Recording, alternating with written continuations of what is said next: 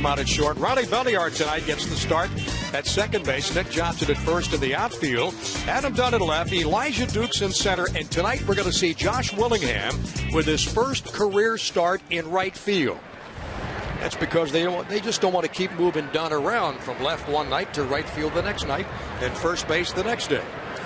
And, you know, I played outfield growing up, and I was drafted by the Cardinals as an outfielder, actually ahead of Vince Coleman, because at one time in my life I could run really fast. That's one time? Yeah, when I was all-state in soccer. But that being said, I was a center fielder, leadoff guy, and I switched left, right. You should be able to play every outfield position. Gary Hairston pops up to Ryan Zimmerman in foul territory. One quick out. First pitch at 7:07 tonight. 77 degrees here at Game Time this evening. And Martis retiring Hairston, who had 1 for 3 last night. I noticed how you subtly got in all-state in soccer without missing a beat.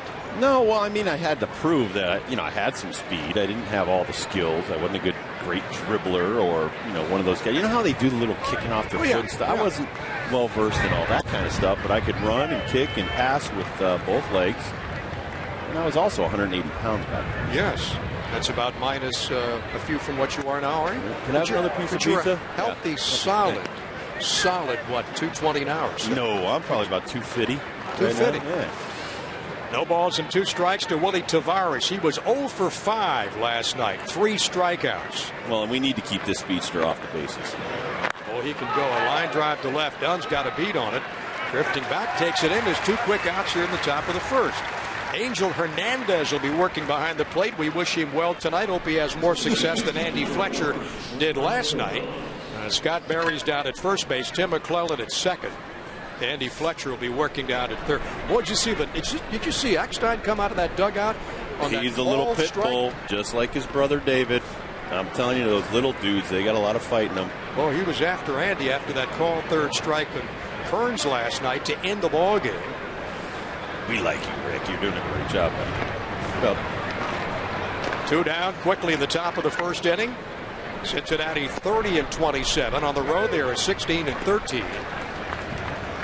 They're starting rotations, 25 ball games. The bullpen only 5. Brandon Phillips, the second baseman, and that big 2-run double last night comes in inning 275.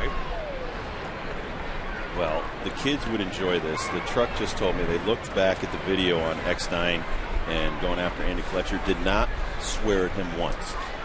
So, really? Yep, he's just a gentleman. He just was saying, you weren't doing a consistent job, and that just proves my point. Launch it down to Ronnie Belliard on the first. It's a quick 1-2-3 first inning for Chiron Martis. The Nationals coming to bat. No score here at Nationals Park. Oh, it's on.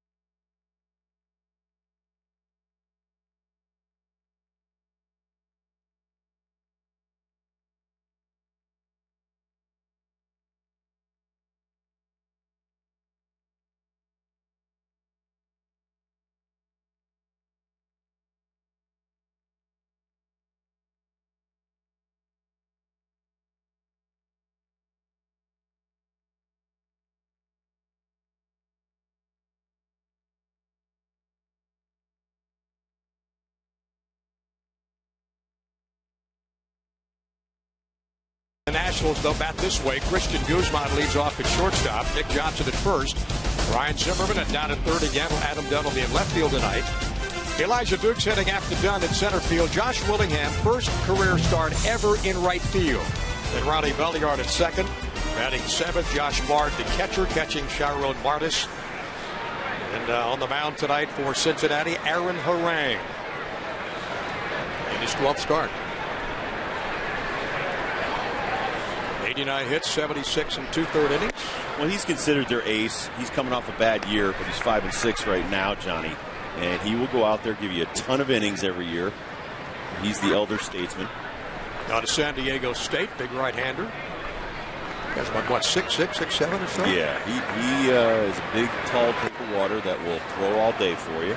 And quickly gets ahead of Guzman. No balls and 2 strikes. Christian drilled his 3rd homer of the season last night. A 2-for-4 night. An RBI. In fact, only 2 runs the Nationals got from this guy, and also Elijah Dukes with a home run. His 6th. Ryan misses outside. When you compare umpires, Rob, and you look at Angel Hernandez, and Angel is he's not one to take a lot of lip off batters, is he? No, he's not. I mean, but he's been consistent ever since coming to the major leagues. And I think that's what a lot of young umpires try to do is, I'm going to try to be consistent, whether I'm pretty tough out there, whether I'm lenient, whether I'm going to help the, pitchers or the batters out and be a little bit more reserved. I mean, Angel's always been tough. He's always been very consistent at that. And I think, you might not like him, but you respect him. And that's the key. Line drive to left field. And a base hit for Christian Guzman to lead off the bottom of the 1st inning. Well, here's the PNC scouting report on Mr. Harang. Last start was his 200th of his career. This is 201. 1,000 Ks, 423 versus the Chicago Cubs. Derek Lee was that 1,000 strikeout victim. And 8 straight games, he's tied with a couple of guys, 8 straight games he's given up a home run, Johnny, so he can give up the long ball. Guzman also, Rob, kind of getting back in the swing of things again. He's, 4 for his last 9 now, going back to Sunday's ball game. 2 for 4 against the Reds last night, 1 for 4 against the Mets, and 1 for 1 of this ball game. Into this ball game hitting .330. That's 7th in the National League. That's have the first hit of the ball game, and Harang dealing to Johnson. And Nick's been consistent too. 30 driven in, 5 homers, .320 batting average. Last 5 seasons, Aaron Harang's in the top 10 in strikeouts. He's 8th right now in between Brandon Webb and Roy Oswalt, 875 strikeouts. In his last outing against St. Louis on Thursday, with 8 innings, gave up 8 hits, struck out 4, and he gave up a home run. He took the loss in that ball game.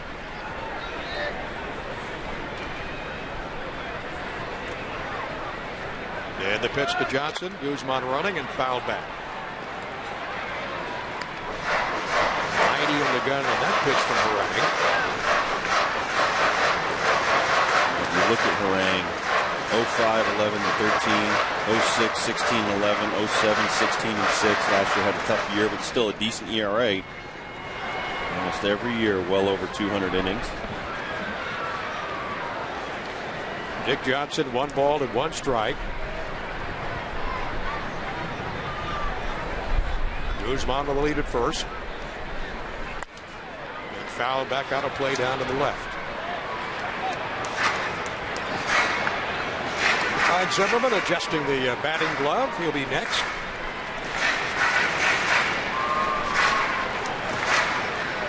Nats have had good success though against Cincinnati. They have won 6 of the last 7 meetings from the Reds, save for last night.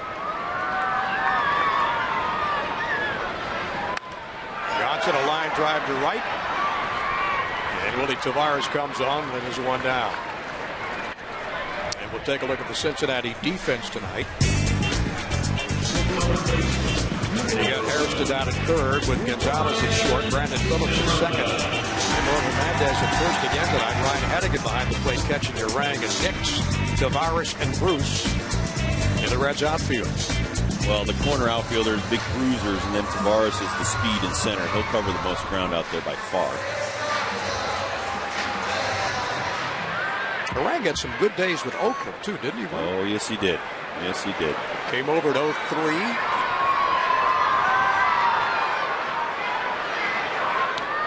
And since he's joined the Reds ball club, he leads in almost every statistical pitching category. 179 starts, 68 wins. Well, he didn't pitch an awful lot in Oakland. He was one of their top prospects in the minor leagues when he got traded. But with the Reds, 63 and 59 with a 4.1 ERA. It was definitely worth the trade. Now see, that pitch right there, that should be a strike. Used to be a strike.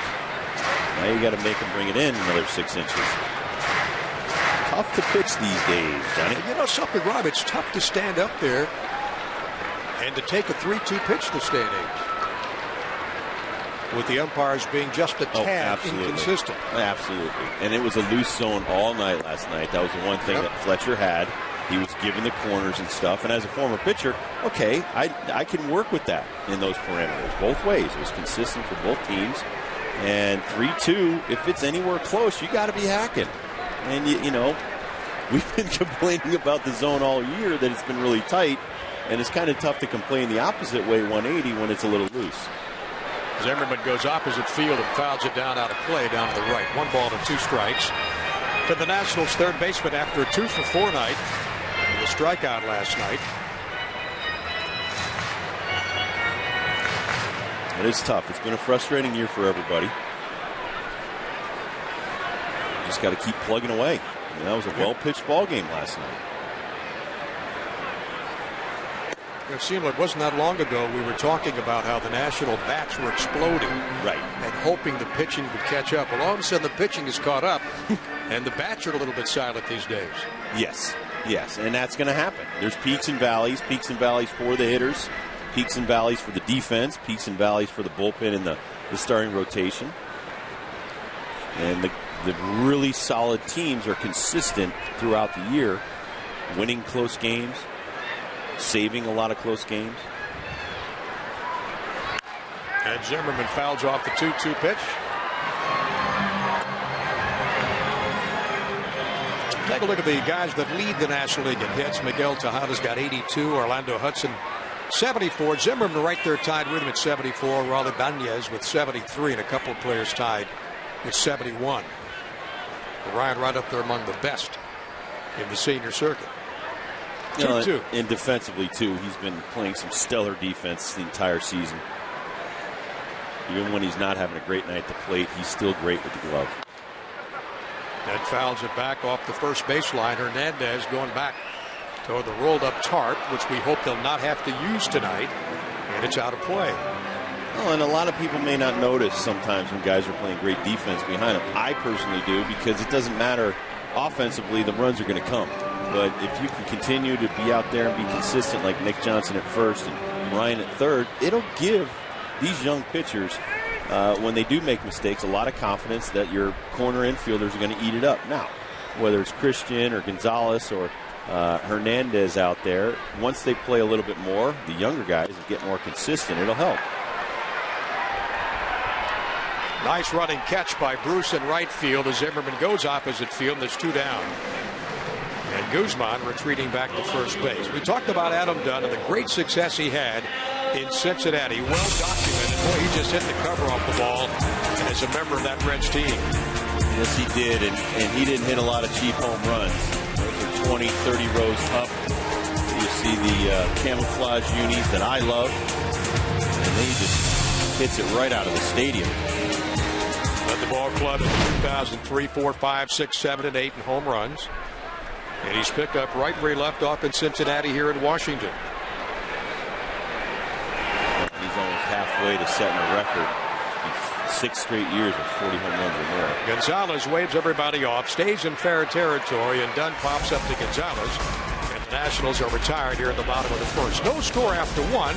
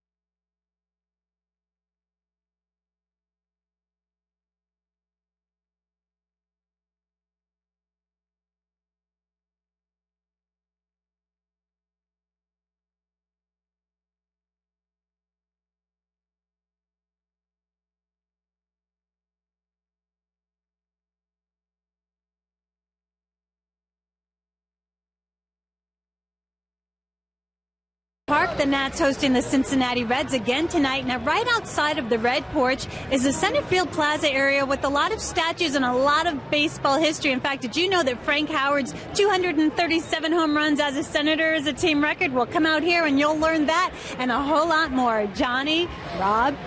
Debbie, thank you very much. Lance Nix, Ramon Hernandez, and Jay Bruce to face Shiro and Martis here in the top of the second. In the scoreless ball game, and the first pitch right down the pipe for a strike. As we told you last night, some of these guys have a lot of home runs off right-handers. You got to be careful. This guy's got a lot of pop. Didn't play in last night's ball game. Nick 7 homers, 18 driven in. When you compare the two teams' batting averages, Rob, the Nationals have a better team batting average at 262 than do the Reds at 250. Well, a lot of it comes down to the close games. Their bullpen, as we established last night, Johnny, they're top 5. So when you got a top shelf bullpen like that and you're playing a lot of close games, maybe 4-3, 5-4, you're going to win those ball games with a good bullpen. And you got a guy like Francisco Cordero coming in. And they spend an awful lot of money on him, but sometimes for a specialized position like closer, you're going to have to fork out some big bucks. And hopefully our 10th overall pick, Drew Storen, will fill that void in a few years. Well, maybe sooner. Yes. The thing you like about him, though, when you saw the press conference today talking about Storen, he understands.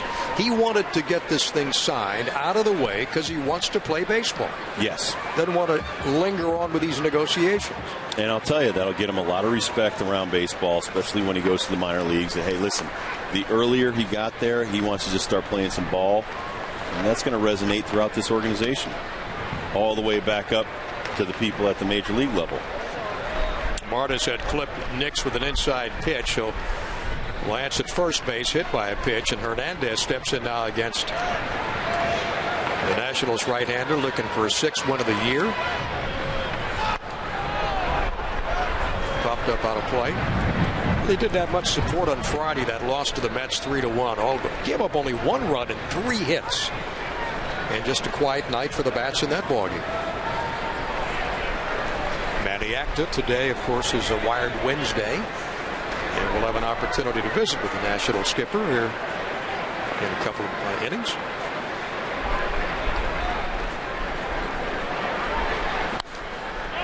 Hernandez skies it high, and Nick Johnson coming, trying to make a play, but out of play and behind the Nationals dugout.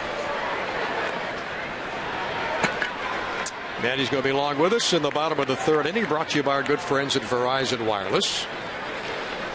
I'm using their Verizon Wireless card right now. Are you really? Absolutely. Check it out. Right here. That's where my call came on my cell phone, I guess, from you. Mr. Allstate Soccer. I didn't realize that. I mean, I knew all about your baseball stuff. Next, you're going to tell me Allstate basketball, Nope. Didn't I played soccer and baseball? No, I told you I was a wiry kid. Mm-hmm. Well, I saw we had some great pictures of you last night. I'd like to see some of those wiry ones come in. With the mullet. Yeah, that's all right. As my wife likes to say, going one time. Business in the front, party in the back. Can't take credit, though. Well, listen, if she picks out your clothes, pitch outside for ball, 3-2 now the count to Hernandez. Well, she said had she met me back in those days, she wouldn't have married me. Not with the mullet. I can certainly understand that, too. Mullet. Unless you were mullet-less. Joe Dirt. 3-2. Runner going. Shot to 3rd. Great stop by Zimmerman. Up across the diamond. The pick. And he's out. Johnson came off the bag. What another tremendous play by Ryan Zimmerman. Which you've come to expect, haven't you, Rob? Yes, I have. Man, I wouldn't expect anything less than Ryan Zimmerman. As I said before, forget what he does at the plate. Check it out. Laying out all the way. Checks the runner. Over to Nick Johnson, and then Nick makes the tag. This is just absolute a seed, what they would call an aspirin. And he picks it off. And you have to be like a hockey goalie at 3rd and 1st. I mean, you have to. It's a reactionary position. You can't follow the pitcher and his, Well, Jay Bruce may have all of this one. Nothing Willingham can do. That's gone. 2-run shot in above the Nationals bullpen in right. Think about that, Johnny. Just saved a run by Zimmerman making his play, but that's number 14 and 15 on the year, but it's 14th off right-handers. And knowing that with first base open, if you're Chiron Martis, you might have been a little bit more careful. And those are some of the mistakes that you make as a younger pitcher. In hindsight's 20/20, but there you see just a hanging, breaking ball. That's why he's got 14 of his 15 home runs versus righties. Not hitting much for average, but he certainly is hitting a lot for power. Home run number 15 for Bruce.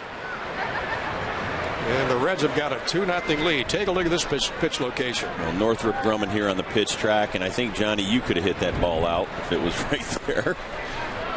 Way too much up in the zone with an off-speed pitch. That'll be something that Mr. Strasburg, when he gets here, will learn. Make mistakes like that. College, you might get away with it, not up here. Gonzalez with a shot in the gap. That's going to be 2.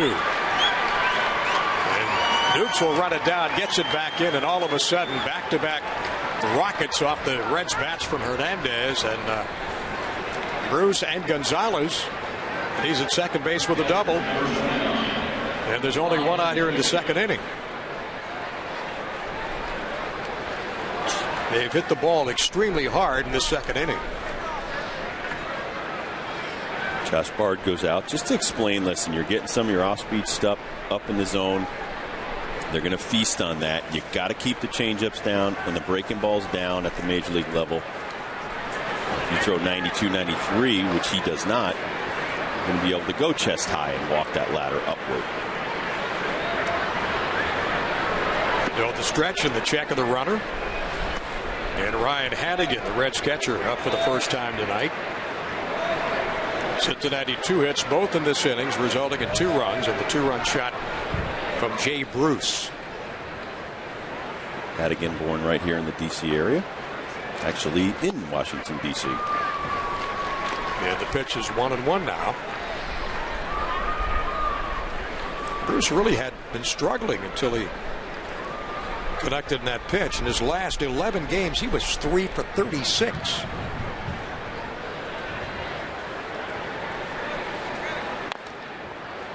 Fouled away, and Hannigan's count is a ball and 2 strikes.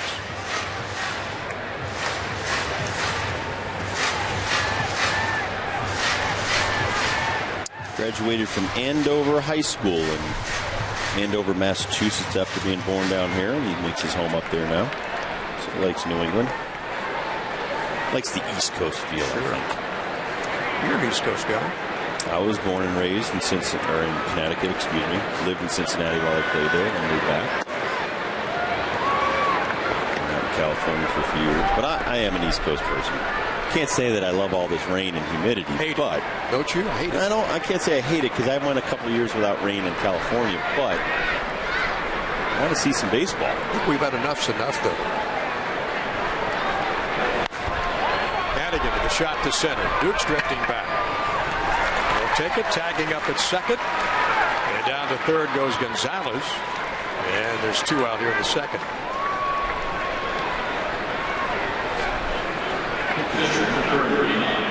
Well, you talk about needing punch in the middle of your lineup, and Joey Votto, who was up there in almost every offensive category for the Reds. Since he went down, they're 4-6, and look at that. 23rd, 24th, 28th, 27th, 29th. Almost every offensive category. And like you said, Jay Bruce has been struggling. A lot of their guys in their lineup have been struggling this year. If you look at their batting order tonight, nobody's above 300. In fact, Nix has got the highest batting average at 277. And Orang quickly falls behind, no balls and 2 strikes. DeMartis. Overall, they've really raised their team batting average, because just about a month ago they were hitting 215 as a ball club. Now they're back to Marvis, going to fire to first to Johnson. He gets him in the comebacker. So we go to the bottom of the second, and that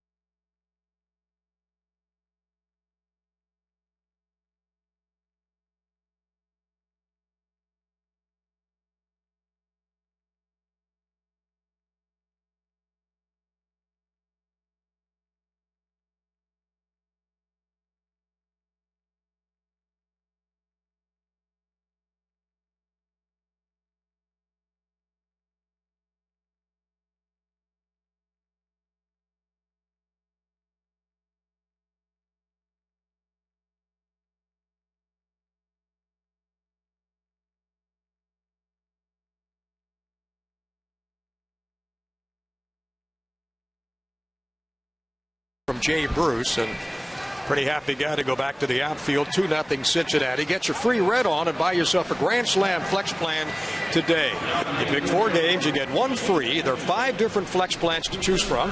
You can enjoy ultimate flexibility. Pick your plan, pick your games, pick your seats, and get a free game. It's just that easy. For information on the all-new Grand Slam flex plans, call 202-675-NATS or visit nationals.com/Grand Slam. I don't know who left the door open there, Mr. Dibble, but I could have sworn that that great yachtsman Charles Brotman was just in our booth here moments ago. Yes, Mr. Brotman did come in sporting some just great kicks. Got Washington Nationals on the side. Yeah. Looking quite spiffy. That's right. Wouldn't mind getting one pair of those, size 13. Sure, he's got direct lines to the president's box in the inauguration parade. And you talk about a legend in Washington. Had his name out there in the Washington Hall of Stars, I believe. Elijah Dukes will pop it up. Easy play for Jerry Hairston down at third. And there's 1 quick outer in the bottom of the second for the Nationals. Johnny Holiday along with Rob Dibble. Bob Carpenter taking a couple of days off. Great view from our left field camera there by our Nats Extra postgame site. As you look down toward the infield in Nationals Park, and an ominous night. And luckily the rain holding off here, drifting off to the right. And unlike last night where there was almost a 2-hour rain delay to get that ball game in. Josh Willingham, good to have him back in the lineup. Over the last 6 games, hitting .444 with 3 home runs. Out a week with that viral infection. He's never played right field before, said it's been an unusual experience. Just trying to get used to it. I find it hard to believe a little bug took this big guy down. He's one of the toughest guys on our team. And a terrific young man, too. Biology major at college. How about that? He was very smart. And Willingham pops it up down first base line. Jay Bruce coming in, and Ramon Hernandez says, I'll take it, and does in foul territory, and there's 2 out. I think he hit the catcher, Hannigan, with his backswing. Check this out. May have hurt his hand on this play. Josh Willingham here takes a big hack. His change up. And watch it come back. No, it just slips out of his hand. And then I think the bat hits Hannigan's hand. It's not going to make a lot of friends when you do that to the catcher. So 2 quick Nationals retired. And it's up to Ronnie Belliard to keep this inning going. Belliard getting the start tonight at second. Didn't play last night. .173 batting average. Couple of home runs.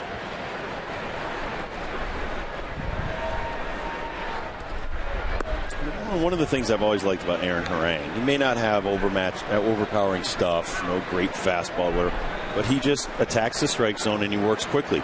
Keeps the defense involved. Throws a lot of strikes. Line drive to left, and Belliard's got a base hit.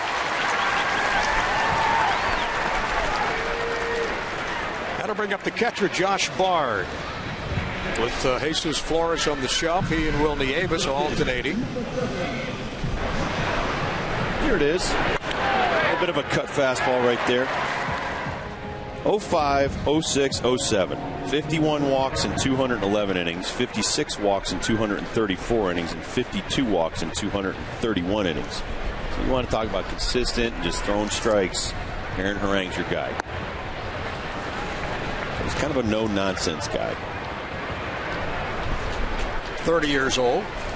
And he knows, okay, I can't overmatch you, but you know what? I'll stay out here 7-8 innings almost every time, and I'll just throw nothing but strikes, and we'll see who's out here at the end of the game.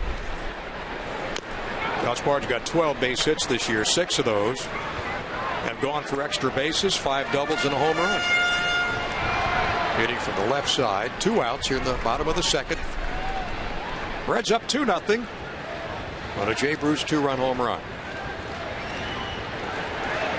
And Josh a new daddy as well.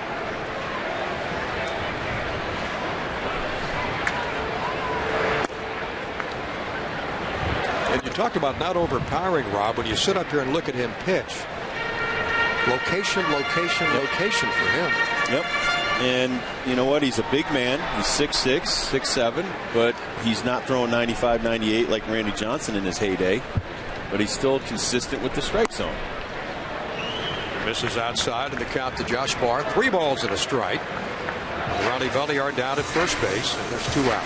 And he has to be able to hit his location, because if he does make a mistake, he can't get away with it. You know, if you throw 98, you can make some mistakes and get away with them. He's given up 11 home runs this year. 8 straight games. 8 consecutive games, well, let's make allowing it 9. a home run. Let's make it 9. Josh Bard with a shot to right. Oh, what? Right almost in the hands of Jay Bruce, and the inning's over. So the Nationals lead 1. They get a base hit from Ronnie Belliard, and we go to the top of the 3rd. 2-0 Cincinnati.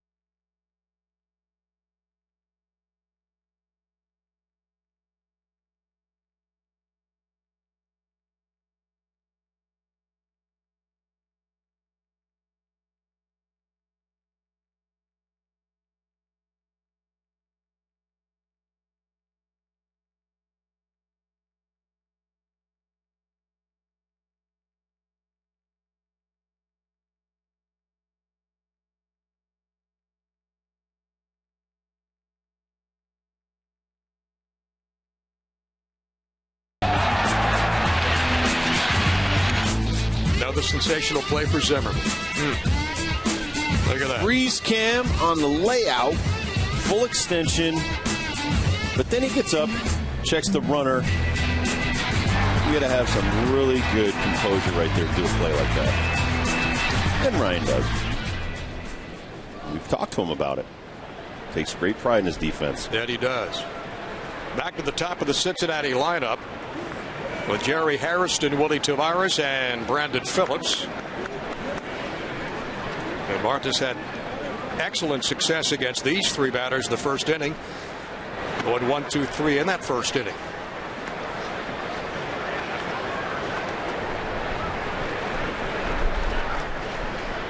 Both pitchers beat through 2 innings, 29 pitches, 19 strikes each. Martis, 1 more first pitch strike, 5 against 4. It's pretty consistent for both men, other than that home run. One thing about Martis, Rob, he's had 12 starts. This is his 12th start. In his previous 11, he's had 4 good quality performances. Oh, absolutely. I mean, you know, and he had that 1 complete game against the Cardinals. I mean, he's so young. And these guys are out there fighting to get through the lineups 3 and 4 times. Once they get 50 to 75 starts under all of their belts, you're going to see such a change in all of them, where they'll just go out there for 2-3 innings and throw nothing but fastballs and get people out. And as you see here, Sharon has not lost a game at home. He's 3-0. It's 6 games, 3-0. And overall, the ERA is 5.31. Leads the staff in wins with those 5.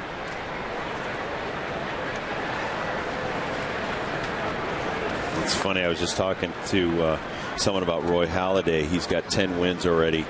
10-1, 6-1 at home, 4-0 on the road. But on the road, his ERA is more than a run better at 1.88 on the road. Hairston with a shot to right. Willingham had it and couldn't hold on to it. First starting right. Yeah, first start in right field for Josh. And the arrow will be charged to Josh Willingham. Well, he comes in. Looks like he closed his glove a little earlier or hit the heel of his glove. Remember, the ball's going to do different things off the bat when you're coming in from the right side as opposed to left field. Got a different spin, doesn't it? It's got a different spin. Exactly. So Hairston on the error by Willingham. Take a look at it once again. He's got a good beat on it, right in the middle of his glove, but it hits the heel instead of the pocket and kicks right back out. And you know something? I know that Josh is working and will work even harder because of just what you mentioned. Different spin off the bat coming out the right field. A lot different than left. Well, the lighting's a little different. I always think about, what was it, Candy Maldonado? I think it was the 89 World Series, or maybe it was 88. Remember, he lost in the lights, went right by him? Right. Hairston at first base on the air. And Tavares, the 0-2 pitch. And he's gone. So Tavares is 0 for 2. Firestone leaders, the leaderboard brought to you by Firestone, a tradition of innovation. Brandon Hooper, 6.75. These are the highest run supports for the pitchers. Cole Hamels up there. So is Jamie Moyer, Javier Vasquez, and Chiron Martis, number 5. And that's giving them 6 runs. Yeah. 6 runs a game. Kane deserves it, though. He's had a few lean years. And Chiron getting 6 runs a game as well. Jair Jurgens down in Atlanta is pitching well, but not getting a lot of run support. There always seems to be one guy in a slot in the rotation. He gets no run support at all. Good guy you're talking to when you talk to Jurgens? Great guy. Yeah. Great guy. Very nice young man out of Curacao. Just like same place Andrew Jones comes from. What a really nice kid. Talked about one of his main jobs now is getting ready, getting himself prepared to go out there and go as deep as he can in the ball game. That's young kid, 23. Guzman on to Johnson, and a perfect inning-ending double play for the Nationals. We go to the bottom of the 3rd. It's 2-0 Cincinnati.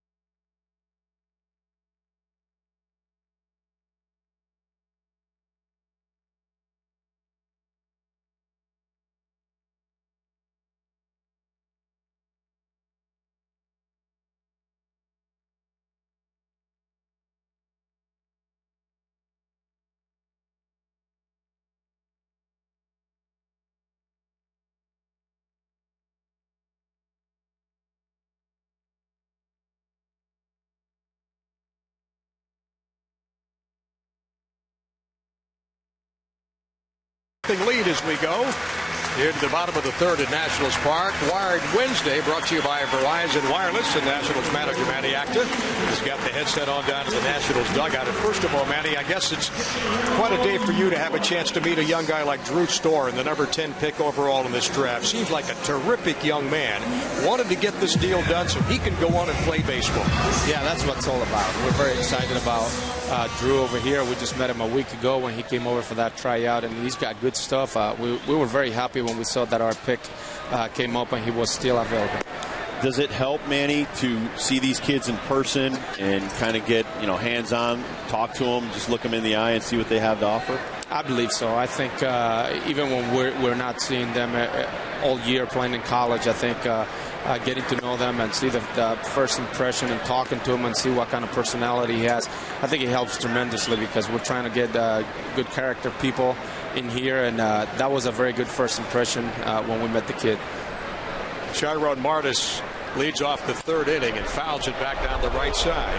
One thing about Storen, Manny, when you look at his pitches, he can get that thing, the middle 90s. Got a tremendous slider, too. Yeah, he does. I mean, what impressed us the most that day was his slider and a changeup. He's also throws a curveball. He's got a good repertoire. He was closing in college, but people believe he can start, too. He likes to close, so probably they'll eliminate a pitch or two if he's going to close. But the thing was that day, it was just an easy bullpen. He was hitting 91 consistently, but our scouts had told me that he can go all the way to 97 if he has to. Yeah, give him a little bit of adrenaline, and I think he'll pump that miles per hour. I want to talk about Ross Detweiler yesterday. Did another great job, kept the team in the ball game, and he seems to just be making some great strides every time he takes the hill. He is. We're very excited for Ross. I mean, he did an outstanding job yesterday. He made a mistake here and there, but again, I mean, it was a quality start. He gave us a chance to win the ball game, and the strides he's making, as you mentioned, has just been tremendous comparing him to the kid that we saw in spring training this year. Yeah, that was the point I was going to make. In spring training, I was told one thing. I meet the kid, and when he gets on the hill, he just has this look in his eye like he's all business, and I kind of like that about him. Yeah, right now he's pitching like he belongs here. He believes in himself, and he's doing everything right. And that was something that we didn't see in spring training. But, the kid has his stuff, and he's going to be here for a long time. We like what we've seen so far, especially the pop on his fastball and the breaking ball. And, it's just exciting to see that the future is bright here with kids like him. Hey, Matty, we'll let you go because you got a runner over there, third base and scoring position. Thank you so much. We appreciate your time. I know, guys. Thank you. I got to put some signs on. Okay, right, fire those signs. And he's got some action right here. Christian Guzman.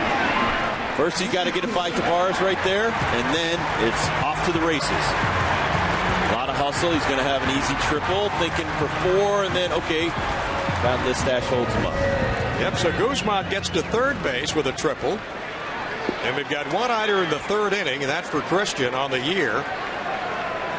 You talk about his hits. He came in the ballgame hitting .330. 3 homers and 14 RBIs. And he's the first national to get to third base in this ballgame. Pat Listach would like to have a lot more guys down there to visit with him. Very important right here. If Nick can get a ball and he can elevate it and put it out in the outfield. Pops it up. That wasn't it. Nope. Alex Gonzalez takes it, and there's 2 down. Well, you got to concentrate in situations like this. This one run at third base can really change the complexion of a ball game.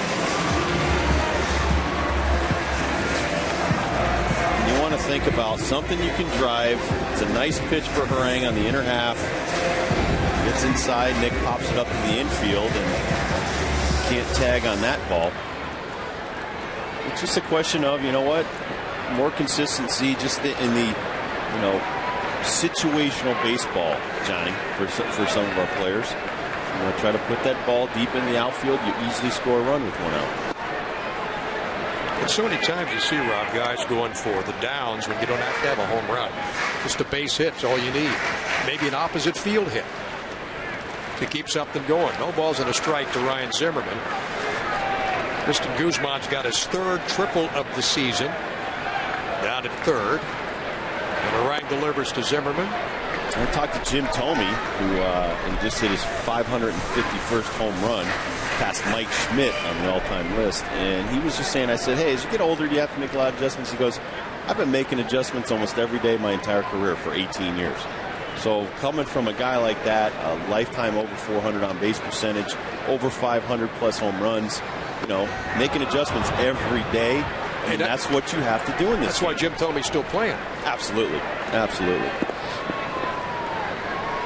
1 and 2 strikes to Ryan Zimmerman. Adam Dunn waits, and Elijah Dukes and Josh Woodingham.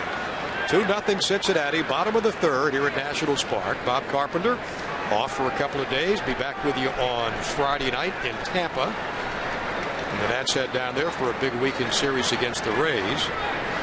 And the 1-2 to the Nats third baseman outside for ball 2. There's an interesting. We talked about that franchise last night, what they've done in Tampa. Oh, my goodness, yeah. Well, a lot of it, though, came from evaluation in the trades they made. They made a lot of trades. In fact, we got Elijah Dukes from the Rays, and they sent Delman Young to the Twins. And you picked up a lot of talent over the last few years, and then you sprinkle in a few veterans. Joe Madden comes in there, and he gets those guys to believe in his style of baseball, and they go from 66 wins to 97. And I think the bottom line is once everybody gets on the same page, and we talked about this, whether it's the offense playing well or now it's the pitching, got to get everybody on the same page every day as often as possible. Zimmerman with a full count takes ball 4. And if you take a look at the last picks, last 8 overall picks, there's Tampa Bay with David Price. Yeah. Justin Upton. And Young. The brother B.J. Upton. B.J. Upton, a fine player there. But Beckham and Price, and Beckham was taken last year. Obviously, Delman Young traded over to the Twins.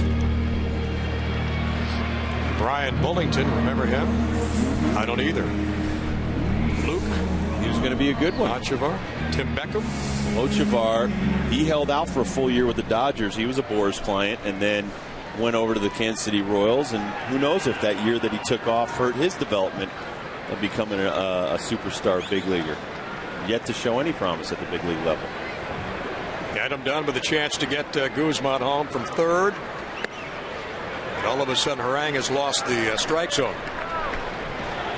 He's high for ball 1. A lot of talk, too, Rob, about Strasburg and being with Boras.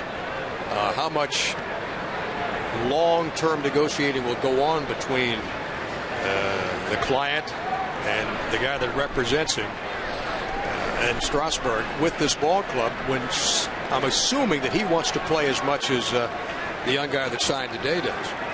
Well, and I think Aaron Crow was in the same situation last year. And he was with the Hendricks brothers. I mean, it's not so much the agents I worry about. I think it's the way the game has progressed to where you think you need to pay someone $10 million and they've never even been on a professional baseball that's field. The big question right there. And I think it's hard if you evaluate from the Nationals' perspective, what you could do with that $10 million bringing in players for next year. Is he going to be an impact player? Well, Scott Boras is telling the world that. Yeah, he's an impact player. He's 110 innings in college. How does that prepare him for the major league? So, from my perspective, no. If I was making the business decisions, I wouldn't want to pay that much. Now, for the future of the organization, you're going to have to pay some money to get this kid in here. Adam Dunn with a pop-up behind short. Gonzalez back, and he'll call everybody off and will take it. And the Nationals lead 2 on the bases. Do not get a run across. We go to the top of the 4th.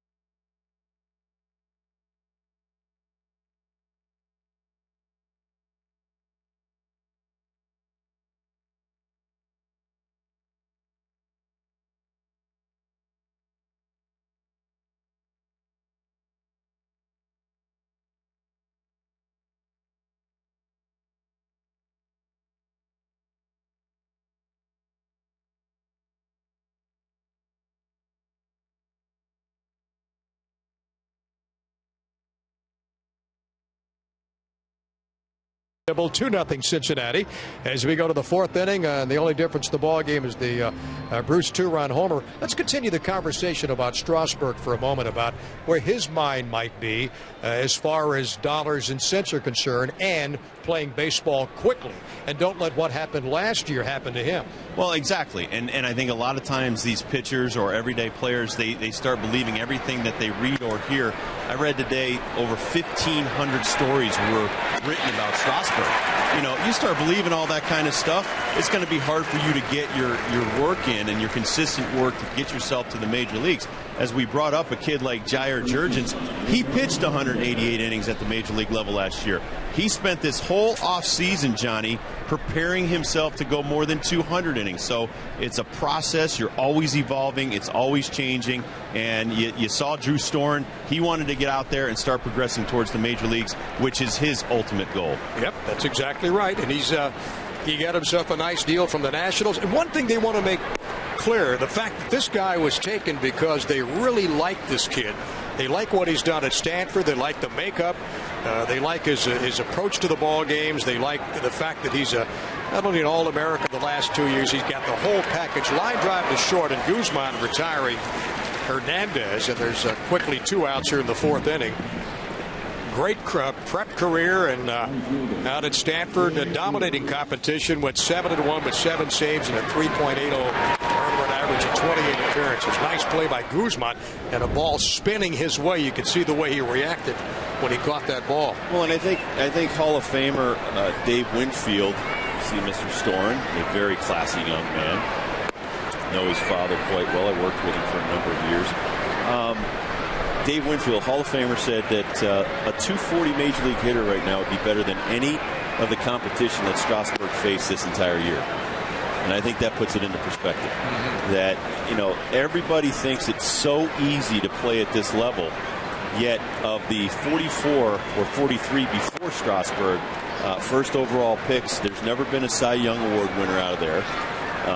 There's never been a Hall of Famer out of those first 44 overall picks, going back to Rick Monday in '65. So, you know, whatever, you know, these agents are kind of selling, the proof isn't in the pudding. There hasn't, you know, now you got A-Rod in there, Griffey Jr. and Adrian Gonzalez, and there's been other pitchers, Floyd Bannister and guys like that years ago.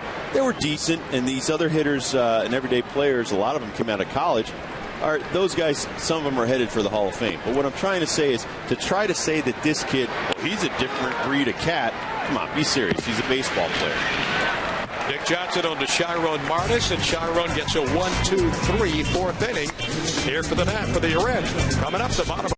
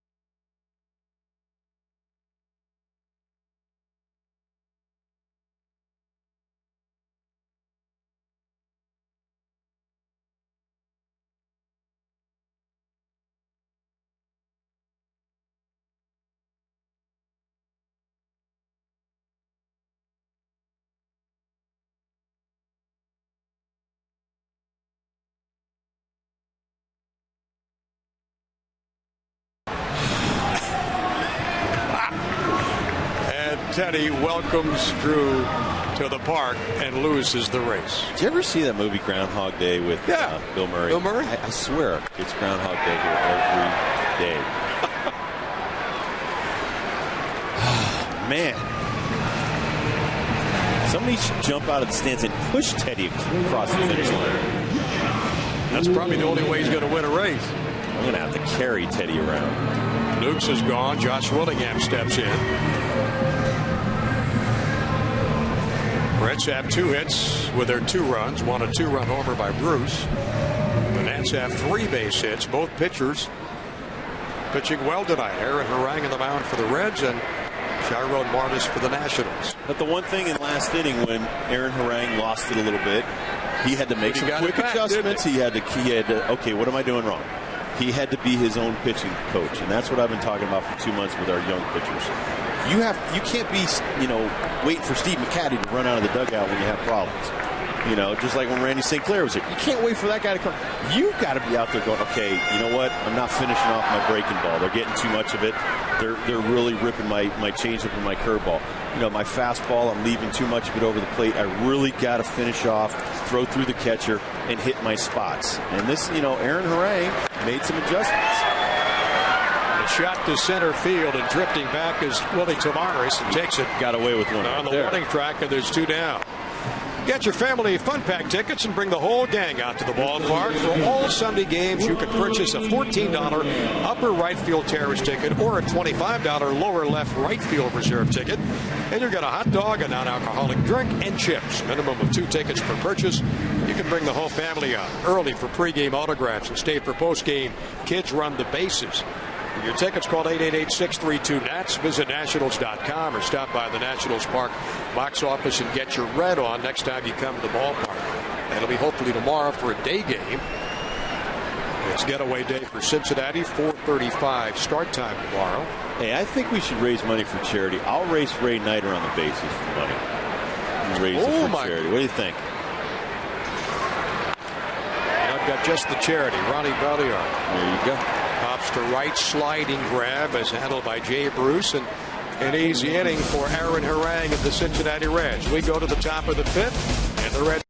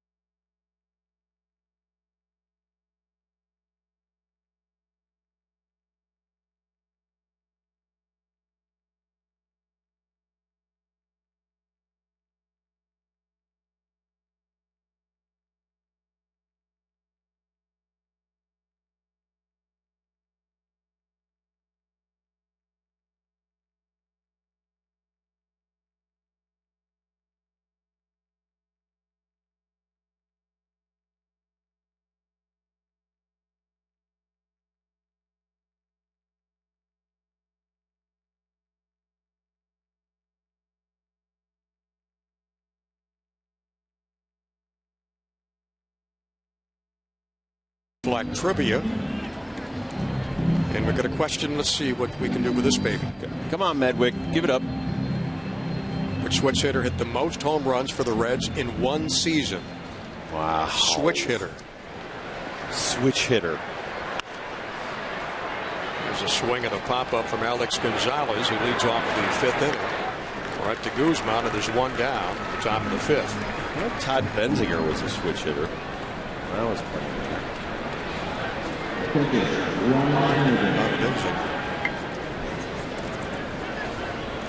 Eddie Murray never played in Cincinnati. No. Pete Rose was a switch hitter. Probably had 280 hits one year, but I think Ichiro's got the record with 262. Klazuski was strictly left-handed hitter, wasn't he? He wasn't a switch hitter. Karp would remember that. He was doing play-by-play back then, big clues. Well, let's call him wherever he is and find out. Let's get him on the cell phone. I think Carp started when Frank Howard was still playing. I was in 5th grade when I first heard Bob do a game. I loved him. It was great. Morningside Elementary in Miami, Florida. Was that the toughest 3 years of your life? Toughest 3 years of my life. I love that joke. It's a good one. Ryan Hannigan, the Reds catcher, flew to Elijah Dukes in center in the 2nd. He's got 30 hits and 95 at-bats. In last night's ball game, 1 for 4 with a strikeout. But once again, the Nationals just can't get those bats to light up tonight for the 2nd straight night. Hannigan in the minor leagues one year threw out more than 40% of the would-be base stealers. I'm sure that caught the attention of a lot of scouts. What about Dimitri Young? Dimitri Young, was he a switch hitter with the Reds? Could have been maybe Demete 21. Hook. He might have hit 21 or so. I can't think of what. Oh, and he's a switch hitter. That's a very good guess, Mr. Holliday. Can't think of what year it was, but I do believe it might have been. Right off the top of my head, of course. Well, and I say that to Bob all the time, Johnny. Wherever we're playing, you know that our guys in the truck have that media guide. I know. Dangerous thing.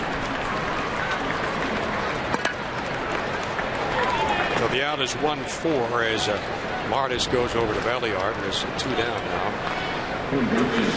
Well, Nats fans, when it comes to tickets, you deserve Major League service. So go to StubHub, official fan-to-fan ticket marketplace of Nationals.com. And after the ballgame tomorrow, it's off to Tampa for a weekend series against the Rays, all in Mass 2. It'll be Friday night. Saturday's game joined in progress at 7:05. With the Sunday afternoon affair at 1:30. Then the Nationals in New York at the new Yankee Stadium beginning next week. Hannigan. Maybe it was Noodles Hahn. Now you're only saying that because I brought this guy up the other day to you about 30 times. He's in that Reds press guy. Yuri Hairston Jr. As we go back to the top of the Reds batting order, we've got 2 down. And Hannigan at second base.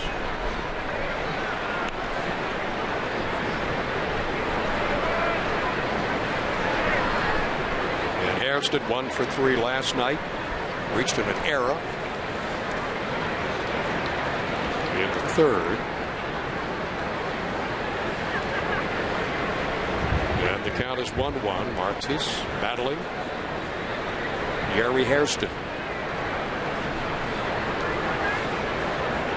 With Tavares on deck. Line drive to center. Elijah Duke should have this one.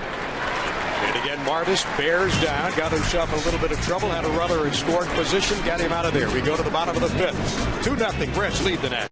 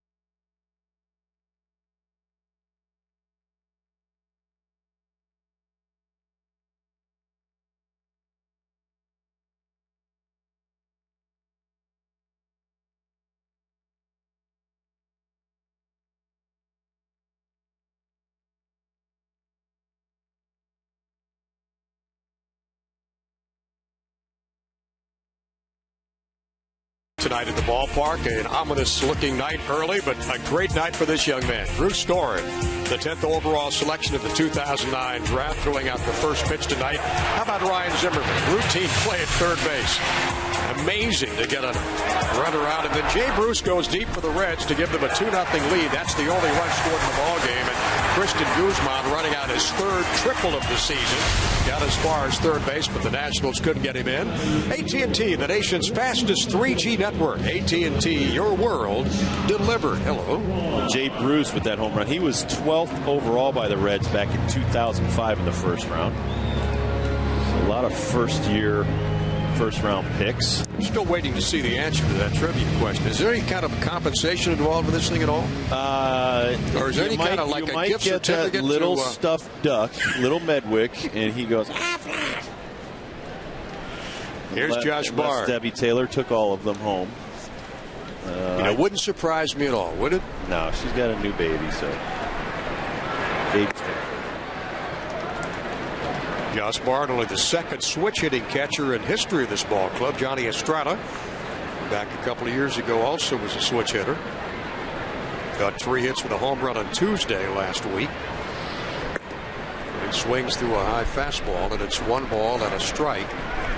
As we're in the bottom of the 5th inning here at Nationals Park. 2-0 Cincinnati on Jay Bruce's home run in the second off Shiro and Martis. Both Martis and Harang working themselves in and out of trouble tonight. Bard, a line drive down the first base line. It's foul. Thinking back to you racing Ray Knight, that wouldn't be bad. I got Ray. What is Ray? How old do you think Ray? Ray, I'm saying, is probably. How old's the Silver 40. I'm saying 48, 49, maybe. Okay, so he's about 3 years older than me. Maybe 58 or 59. I've had a lot of problems with my legs over the years. Okay, they're just not pretty. Well, they're awful white. I'm not even going to go there. No way. I had 1 knee surgery back in the 80s. Hey, I was here last night when you took off your coat and tie and put on that casual shirt that you had, okay? I looked the other way. 2 balls and 2 strikes. What are you trying to say? The Josh Bard. I know, I'm kind of pasty. Well, even though I live in L.A. and now I make my home here in Virginia, but I don't like the sun a whole lot. I'll tell you something, your wife looks pretty darn good. I'll tell you she's sharp. She likes to sit by the pool, but she's been out there and taking those rays in a little bit. And she's Italian. She's olive colored anyway. And I'm Swedish. I'm as white as this paper. But I always did my best work at night, right around 10 o'clock. Really? Yeah, that's what time closers usually come in. It's a good game. I had it down to the minute, Johnny. Well, we need some hits in this game, don't we? We need some hits. I think we only got 3 hits last night off of their guy. Yeah, went back in the 3rd from Guzman, the triple. And Bard steps out, 2-2 the count. Well, that's the thing with a guy like Ryan. You know you have to swing the bat. You know, he's going to be coming strike after strike after strike early and often, and that's his M.O. Now, whether or not they're great strikes or great breaking balls or fastballs, well, that remains to be seen, but he's coming with them. There's a good breaking ball. And the count's full of 3 balls and 2 strikes. You don't give up a home run in 8 consecutive games. You've got overpowering stuff. He's around the strike zone, very consistent throwing his breaking ball for strikes. He's got no fear. Our kids should be noticing what Mr. Harang's doing. And Bard with a base hit to right. That'll get things going, hopefully. Well, let's see. That's switch hitter, the most home runs in Reds history. Oh, for the Reds in 1 season. Okay. Let's see. I said Dimitri Young. You're right. Yep. 21. 21. I'm positive Todd Benzinger had more than 21. Okay, maybe he had 21 in a couple of years. Yeah, a couple of years, not just 1 year.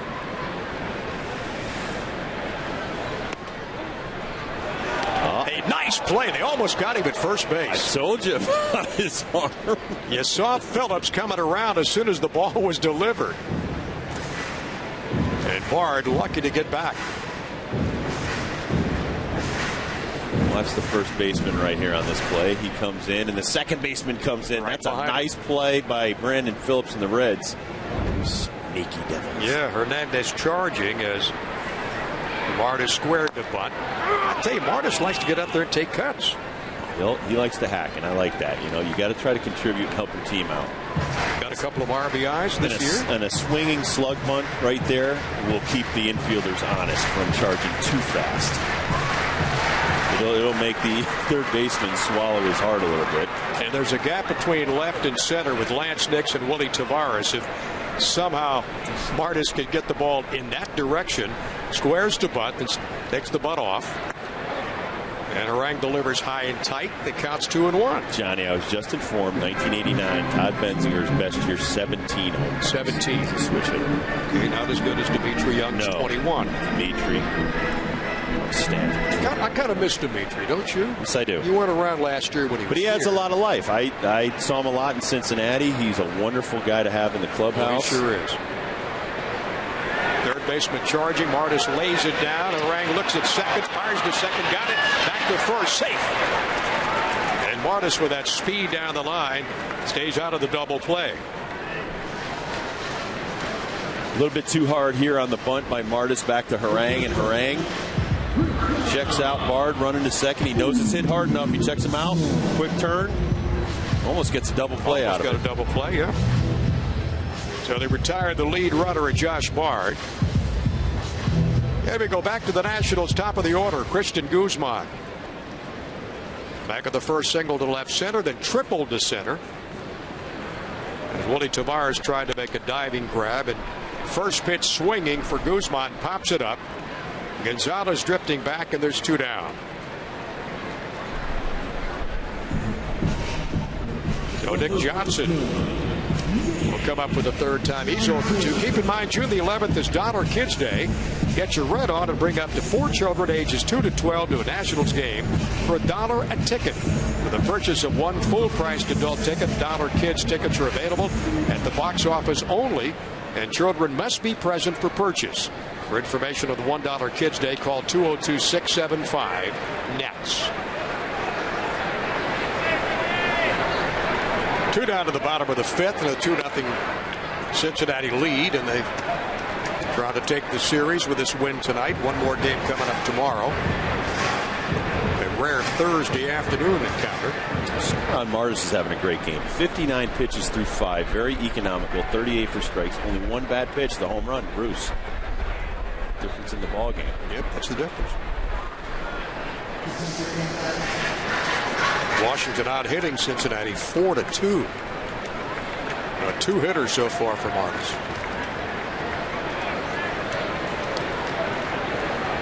Nick Johnson 0 for 2. Hitting 320. We could use a double right here, Nick. Left or right side. Nope. The outfield playing Johnson straight away. 1 ball and 1 strike. Aaron Harang has racked up over 1,000 strikeouts against the Nationals career-wise. Against the franchise, he's only faced them 1 time. They were in Montreal back in 03, and he lost that ball game. Went 5 innings, 9 hits 6 years ago. And the 1-1 to Johnson. There's something on that one. 91 on the gun. I think he threw enough off-speed stuff right there where he had Nick kind of thinking off-speed, and then speeds it up a little bit with 91. Nick's just a little tardy for that one. Rob, when you came in as a closer, when you were pitching, I'm sure the batter's expecting nothing but fastball after fastball after fastball. Nick almost took one on the right thigh. Did you have to make adjustments? Oh, because absolutely. They would stand in there. I'm not sure that they teed off. Well, no, but I wasn't a big league pitcher until I learned, actually going to Puerto Rico in the late 80s and 87 in the winter, and learning to throw my off-speed slider 2-0, 3-1 in the count. and when I got behind. And, you know, that's when you're pitching. Johnson with a shot to right. Bruce is going back, and he takes it on the warning track for out number 3. So the Nats threaten but don't get a run across. We go to the top of the 6th. And still 2.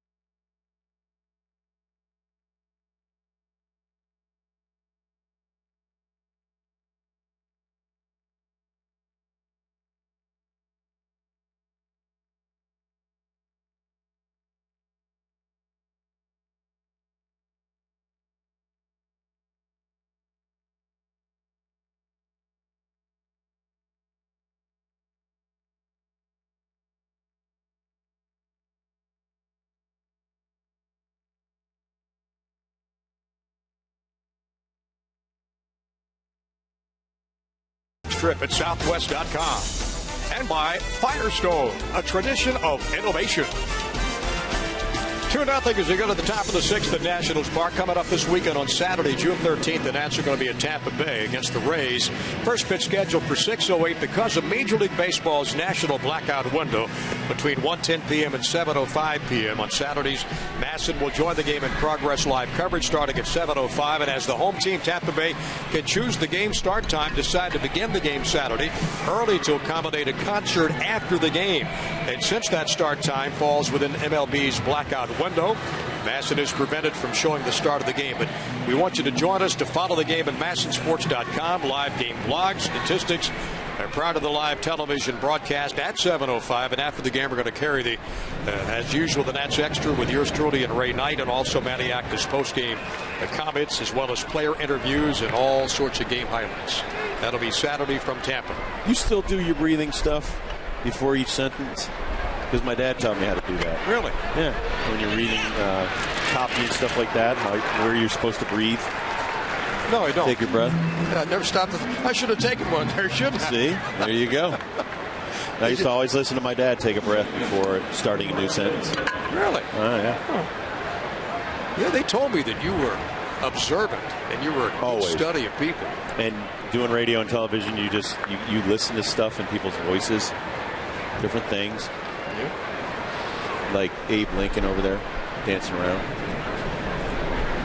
Work at the stands and the fans. One down in the 6th inning. They're not real nice to Teddy Roosevelt. No, they're not. And that was a nice gesture for him to welcome Bruce Storing to the city. He could have crossed the finish line first. And then did it. You're exactly right. You know, if things don't work out here, you could be his advisor. You could be down there advising him what to do. You know what? He just needs to win one. Just one. Just one. And I won't even comment on a president's race again. Just one. Please, Teddy. Brandon Phillips. Remember, I spent a few months in Milwaukee watching the sausage races, so some of those games got so long. We used to bet on the sausages. Wasn't there something on YouTube? The bratwurst. One of those sausage guys clobbering somebody, and I mean, they were knocking people over. Well, no, that was Randall Simon. Hit one with a bat by accident. That wasn't real smart. Hit one of the sausage guys. That sausage didn't do anything to you. That wasn't real smart. No, I know he was just playing, but sausage was well done after that. They had a lot. 1-2 the count to Brandon Phillips. That sausage was hot right after that.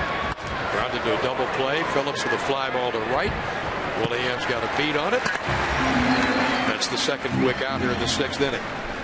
Johnny Holiday along with Rob Dibble. Bob Carpenter taking a couple of days off. He'll be back with you on Friday in Tampa, where Nationals spark in our nation's capital.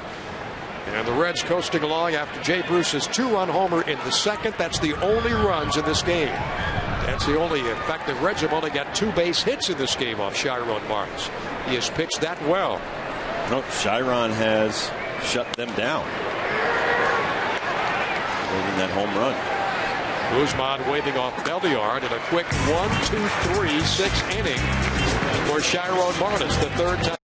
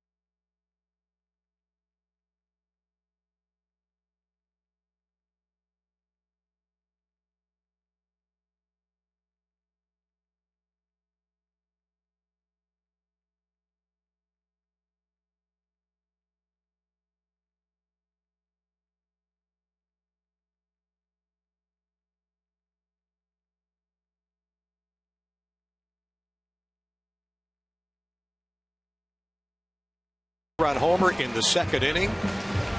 When you talk about legendary players and legendary broadcasters, well, there's a picture of Marty Brenneman. Marty is a terrific guy. His son also a member of that Cincinnati broadcast. Tom Brenneman. Yeah, Tom Brenneman does a lot of stuff around the country, nationwide. And how about Joe Nuxall? You knew Joe, didn't you, Rob? Yes, I did. Oh, my God. Nuxie used to throw batting practice to us, the old left-hander, and he just passed away, God rest his soul. Nuxie was the youngest player ever in the major leagues during World War II. He was 15. Came up. They didn't know he was from Hamilton, Ohio. And they said, hey, we just need a body in the big leagues. And he ended up pitching that year. Went back to the minor leagues for a few years, then came back permanently. But Joe Nuxall was a fixture in Cincinnati for the last 50 years plus. And I think the last 30 plus as a broadcaster with Marty Brenneman. Marty now in the Hall of Fame as a broadcaster. Started in 1967 in the booth with Claude Sullivan and Jim McIntyre, and finished his last year broadcasting was only a couple of years ago in 2007. I love Nuxie. Nuxie used to come in late in the game, and then I think the game turned over to Marty. He'd come down. He was such a country boy. He'd eat raw onions right out of the fridge. I mean, and then he, of course, he's like, so, how's my breath? Hi, Rob. But Nuxie was awesome. One of my favorite people. He was amazing. But he still got out there. Well into his 60s, throwing batting practice. And loved the game, didn't he? Oh, my goodness. And he was a great teacher of the game. He was the type of guy. I mean, you do the on-deck show with him on radio. He'd always give you like a honey-baked ham. So that's why I'd always say sure, because I love the honey-baked ham. I used to give a gift certificate here when I did my on-deck show with the Senators to the El Bodegon restaurant downtown. And I was going through some old tapes a couple of weeks ago, and I ran across one interview I did with Mickey Mantle. Oh. And I felt somewhat uneasy giving Mickey Mantle a gift certificate to the El Bodegon restaurant, which I'm not even sure if it's still in operation here in town. And I think we gave a $25 gift certificate to a clothing store, Britches of Georgetown, which was a nice store in those days, which is also closed. Nats have got one down here in the sixth. Do they still do like player of the game and stuff? I was going to tell a great story here from Montreal Expo days. couple times, I got some saves up there or whatever, and I was player of the game. Usually it's the guy who wants to do the interview after the game's over. Sure. And they gave me like a weed whacker, but I had to try to get through customs. So I ended up giving it to, I think his name was Claude. To the custom agent. No, I gave it to the clubhouse guy. I'm like, here, along with your tip and all this Canadian money, here you go. Here's player of the game weed whacker. I'm not going to try to take that with my bag across the border. Well, our thing was to talk to the players before the game. So, we didn't do anything post-game. And it was interesting. The guy looked at me and said, now, where am I going to have time to go to a restaurant to have dinner when it closes at 11 o'clock at night? We're at a ball game here. We have no time to do that. I'm not going to give too much away right here in the Astrodome in Houston. I was player of the game a few times, and they would say, brought to you by like Texaco or something. They'd hand you a crisp $100 bill. So I was like, sure, I'll do it. Because you didn't get a gift certificate. They just gave you, I'll take the 100. They gave you like an envelope, and there's a crisp $100 bill in there. I was like, hey, I'll do the player of the game. I don't care. Count is full to Adam Dunn. And he works him for a walk. Dunn on base for the first time.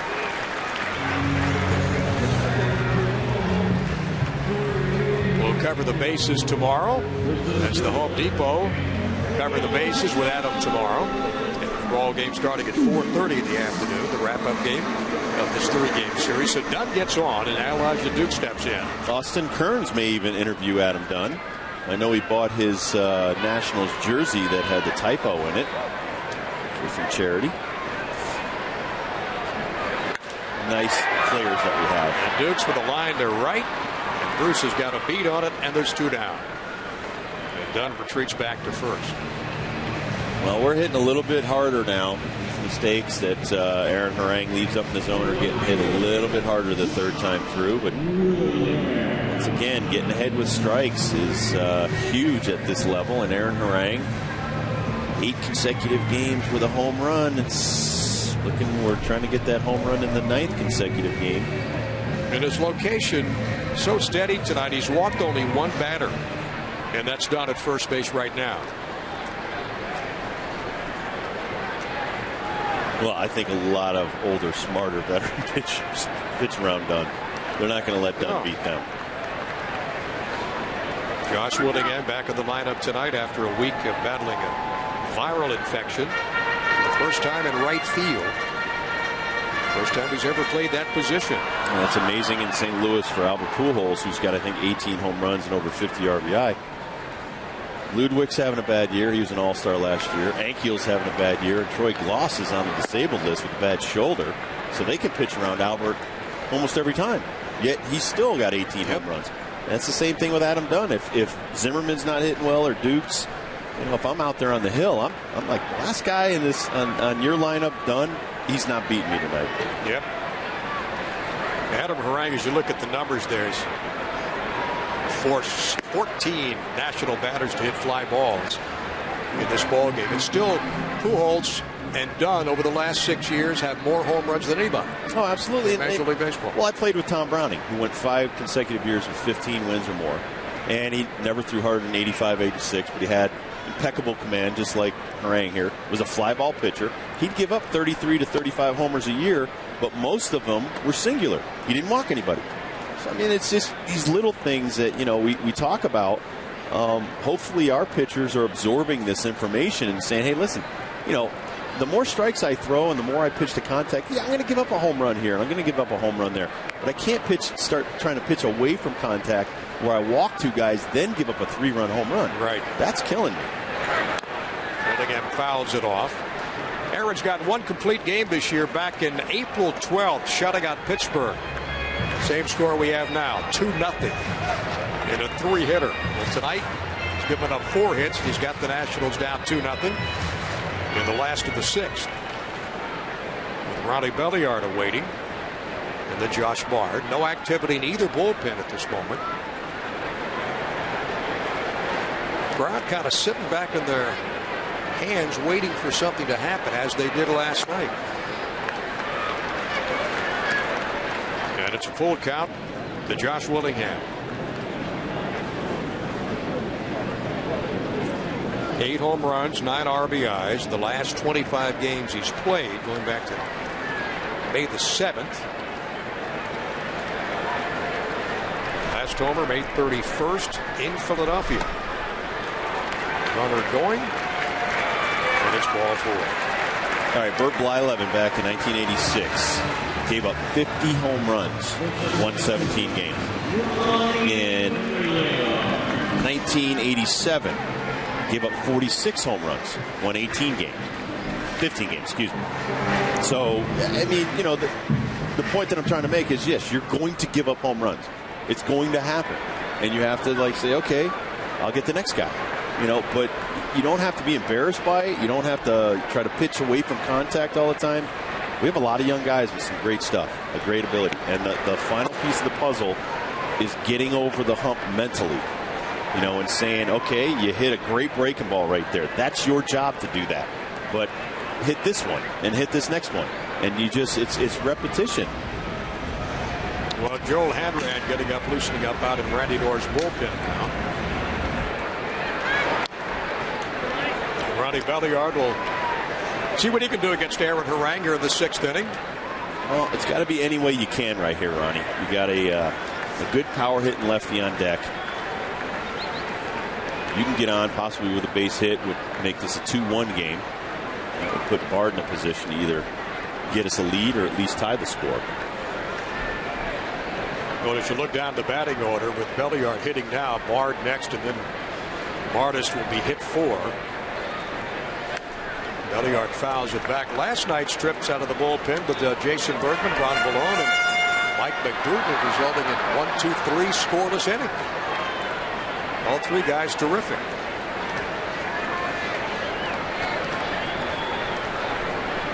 Warren Moore's consistent execution out there. Now we're in a little bit of a valley offensively, but we've got to scratch and claw to try to manufacture a run. And the throw to second. Now this out at second base. Took a lead too far off. Couldn't get back in time, and he's gunned down by Ryan Hannigan. So Dunn just straying a little bit off. Too far off.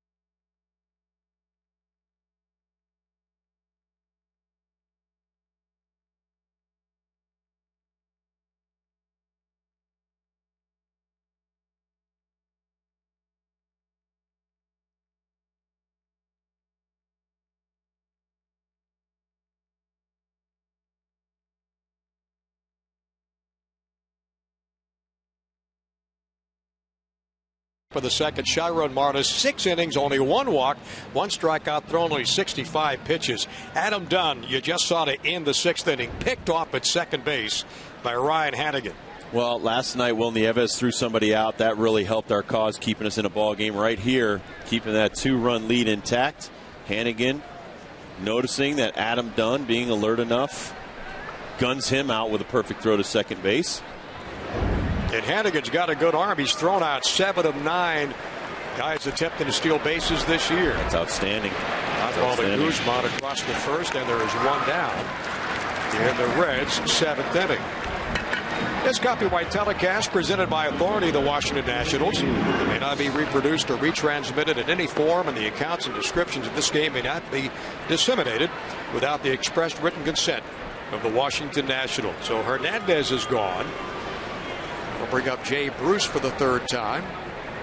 1 for 2, but that one hit the 2-run home run. Like in 2007, when he was down in the Southern League, threw out 48% of runners attempting to steal. Well, the scouting report is don't test this guy. Yeah, he's got a rocket. He showed that. Yep.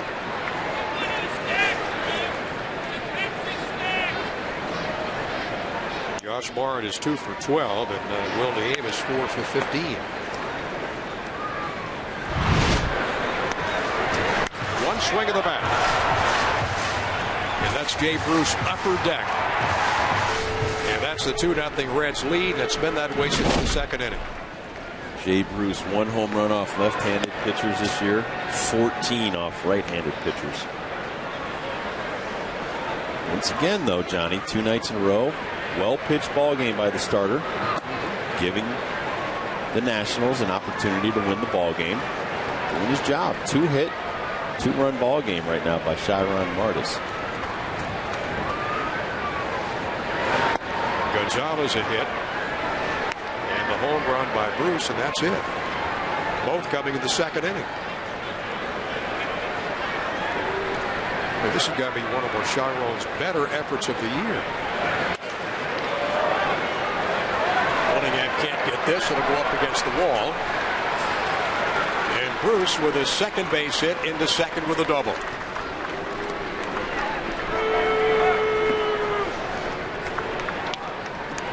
So with 1 down, Jay Bruce collects his second hit. And the Reds' third of the night. Well, this pitch is up in the strike zone. Bruce just takes this and drives it down the line. Well, we got a home run today, and adding to it right there, realizing, okay, I can't get full extension to try to lift this out of the ballpark, but I can certainly lift it down the right field line. And the shortstop for Cincinnati, Alex Gonzalez, got all of that one. Elijah Dukes is backing up against the wall. He makes the catch. Nice. And Bruce quickly retreats back to second base. A terrific play by Elijah Dukes in center field. And does he cover the territory out there?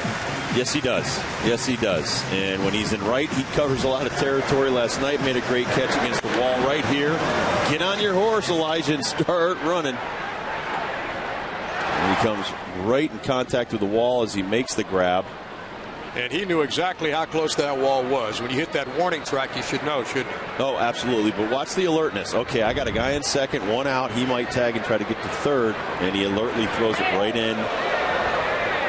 Martis goes to the high. infield. That's not quite the pitch out I think he was looking for. Almost went over Bard's head. Josh Bard had to use some nice vertical leapage there. And they will pass Hannigan to get to Harang. Talking with Elijah Dukes before the ball game tonight, we were talking about growing up in Florida, and I was relating stories about high school athletics in Miami and in Tampa.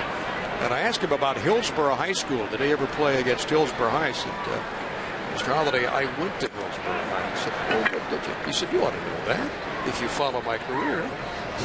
So, you know, I should have known that, pretty Elijah. sure. Absolutely. But he said it with a smile. He was being very, very nice about it. Talking about how tough the football teams were, the high school teams in the Tampa area where he grew up. Well, when I played with the Tampa Tarpons, I lived out near that Hillsborough district because we didn't make any money in the minor leagues in A-ball. We played at old Al Lopez Field there in Tampa. That's no longer even around. Lived out by Busch Gardens and stuff, so I know exactly where Elijah grew up because we drove through there on Hillsborough Boulevard on our way to the park all the time. A lot of good schools. Tampa Jesuit was one. Tampa Jefferson. A lot of great athletes have come out of there. Sheffield and his uncle Doc Gooden. Really good baseball players. Aaron Harang with a bouncer down to Ronnie Belliard. They go to Johnson at first, and the inning is over. So Martis gets a little bit of hot water again, able to pitch his way out of it. We go to the bottom of the 7th, the Nationals bar.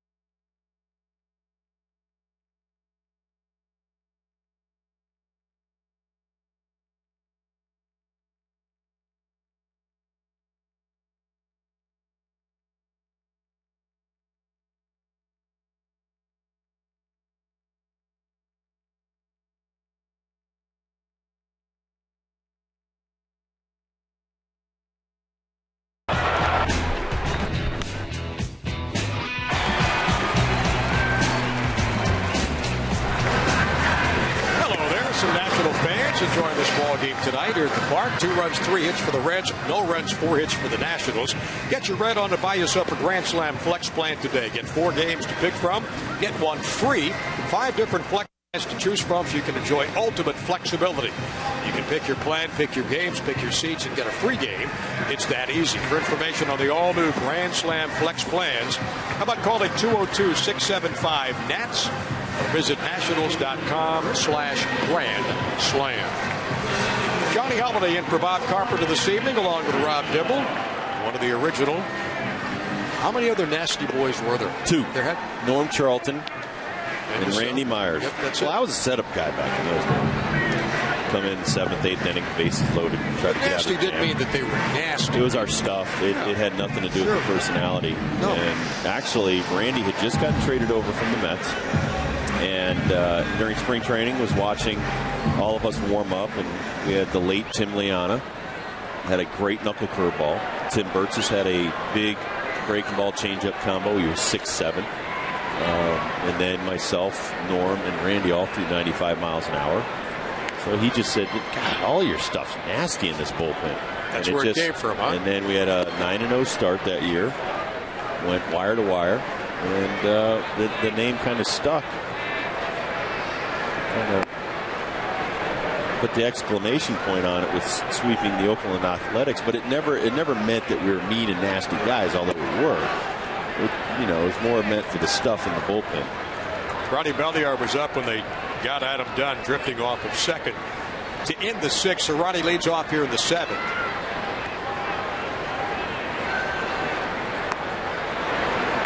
What the Nationals need now, just get some runners on base. Well, it just shows you how well and how much Dusty Baker respects Harang. He could have pinch hit for Harang in that last inning, and he didn't. He let him hit for himself when we walked Hannigan. Left him in the ballgame. There's the veteran manager. Belliard will get a fly ball to right field in the gap with enough room for Willie Tavares to run it down, and there's 1 away. Tavares may not be hitting that well this series, but boy, he can run it down the outfield. Josh Bard will be next. And Hanrahan gets back up in that Nationals bullpen.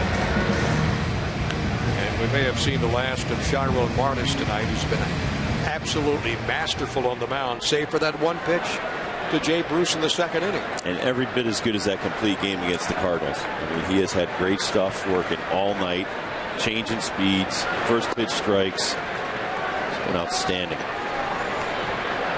And Willie Harris getting set to pinch hit. Look at that, 81 total pitches, 51 strikes, 18 first pitch strikes. I think one of the best outings thrown in a long time by one of our young kids. And Bard fouls it off to the left. When he had the complete game against the Cardinals back on May 2nd, he gave up 1 run and 5 hits in that ball game. Struck out 6, didn't walk anybody. And tonight he's allowed only 3 base hits. And he's down 2-0. Really, one was a home run to Bruce, the other one was a double to Bruce. So Gonzalez is with the only other hit for the Reds. He's held everybody else in check. Pretty nice night for Chiron.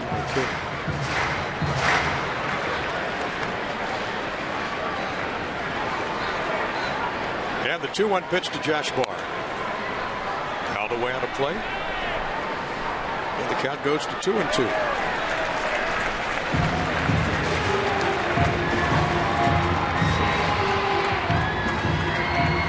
Josh recalled from Syracuse, May 15th. Went to spring training with the Red Sox, and really an interesting story. Got released, and he was didn't know exactly what he was going to do at that point. When he thought he had made the ball club and found himself kind of out of a job and signed as a minor league free agent March 21st. That's awfully late, too, isn't it, Rob? Oh, absolutely. To try to hook on with somebody? Yeah, yes, it is, because most teams already have their rosters set. And trying to hook up with somebody at the major league level at that late date is almost impossible unless there's some kind of injury where they'll make a spot in their roster, their 40-man roster, to bring you in. Bard with a swing and a high pop, and Hairston has it, and there's 2 down. Horizon Fias, and then our Nats Extra coming up with Byron Kerr and Ray Knight. They'll be talking about Martis outing tonight And only one mistake. That was to Bruce. The ups and downs from the Nationals defense. And they'll look ahead to tomorrow's ball game. Owings with the 3-7 mark against John Landon at 3-5, starting Nats Extra pregame tomorrow at 4 o'clock. And the first pitch a little after 4:30. Well, you also have to score a run to win. So, you know, you may think it's a mistake, but the Reds hitters are getting paid to get some runs on the board also for their ball club. Chiron did an excellent job. Willie Harris will pinch hit tonight. Hitting from the left side. 0 for 9 the last 4 games that Willie's played in. He did through 3 straight games, Sunday through Thursday. Really interesting, the last few innings, Harang has really stepped up the velocity against our hitters. First couple go rounds, he was really soft, rarely threw a fastball. Now he's throwing a lot of sinkers and cutters, but they're all fastballs. They're all above 85 miles an hour. So he's totally changed his approach to our hitters in the third trip through the lineup. And that's a mark of a good pitcher, too, in a route, to be able to do that and adjust as the game goes along. Absolutely. He's feeling it. I mean, you see him hitting that one spot over and over and over on the outside half. He's going to make Willie Harris beat him to left field. May drop a breaking ball in the dirt right here, but he's not going to leave anything that could be a mistake and hit out of the ballpark at this late date. Willie Harris tries to go to left field, pops it up down the left field line, foul. Harang on the road this year, 6 road starts. He's 1 and 4. He's been banged up a little bit in the road. 2 balls and 2 strikes and 2 outs in the bottom of the 7th. Willie Harris hitting for Chiron Martis. We'll see Joel Hanrahan in the 8th. And Harris with a fly ball to right. And Jay Bruce coming in. He'll take it. And the Nats are retired. So we go to the top of the 8th inning at Nationals Park.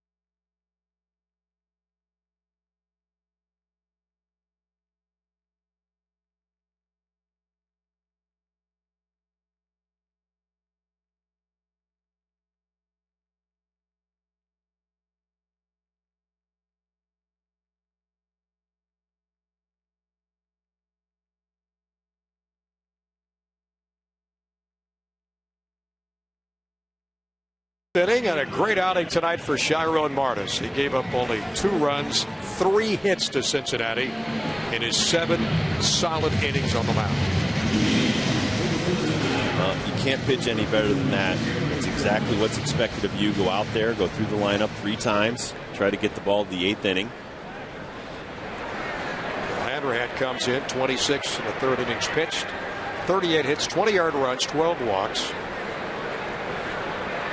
He's not allowed 6 earned runs in the 3 innings pitched in his last 3 appearances after holding opponents scoreless in his last 5 trips out of the bullpen.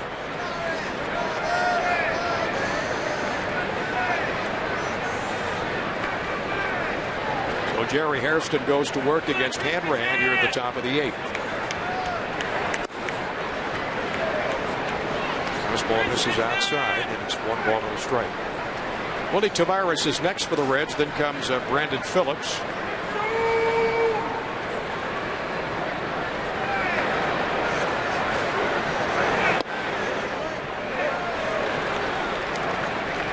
And he's ahead in the count, 1-2. Lowest ERAs since May 21st. Astros, Cubs, Giants, Brewers, and our Nationals. It's a pretty good number, 2.79. Well, that weakness that we had is now turned into a strength. Now we're having some trouble getting some runs.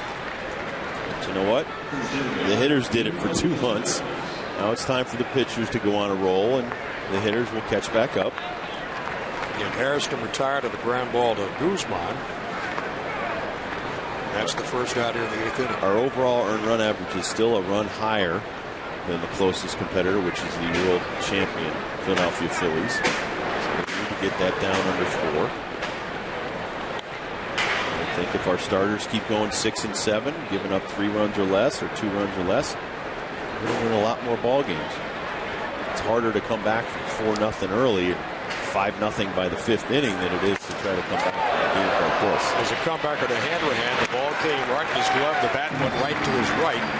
And the umpire, Angel Hernandez, racing out to retrieve what's left of the bat on the right side of the mound. And there's 2 quick outs as Tavares grounds out to Hanrahan. It's just so surprising that the modern day bats turn into shards of wood.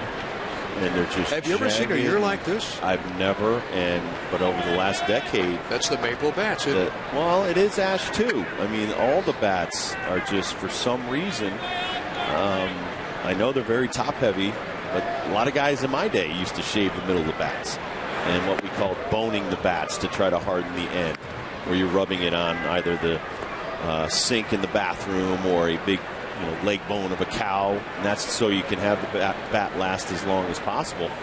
I've just never seen the explosions and also the strength of these hitters throwing that bat head out towards the outfield and reaching the outfield with the broken bat. Right. I mean, Mark Teixeira hit a home run and snapped his bat off, in his hand. Did you see Elijah one time this year? Elijah, I mean, it's been uncanny that these bats are just breaking at the rate that they're breaking. 2 balls and no strikes to Brandon Phillips. And I know that Major League Baseball studies every one of them. So that bat's headed for the MLB headquarters. They're going to check that bat out. They're trying to figure out what's going on. Okay. We've got 3 balls and no strikes to Phillips.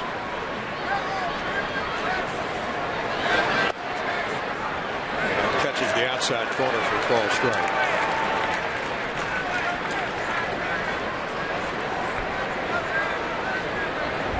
(3-0). Low on the outside corner. Brandon Phillips tried to steal a walk right there, but Northrup Grumman telling him to get back in the box. Yep, Northrup Grumman, the information systems powerhouse. And the 3-1.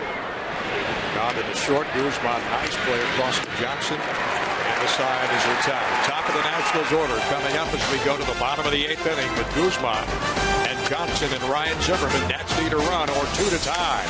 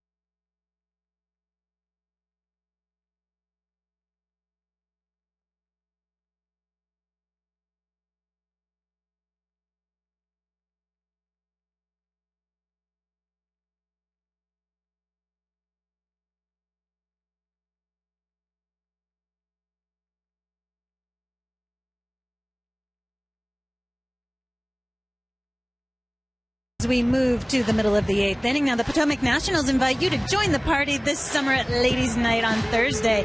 The next Ladies Night is tomorrow, June 11th at Fitzner Stadium, just 30 minutes away. To learn more about Ladies Night and other great promotions, visit PotomacNationals.com. Thank you, Debbie Taylor, very much. Trying to find Debbie down there in the field somewhere. Couldn't spot her. Johnny Holiday with Rob Dibble. We're the 8th inning.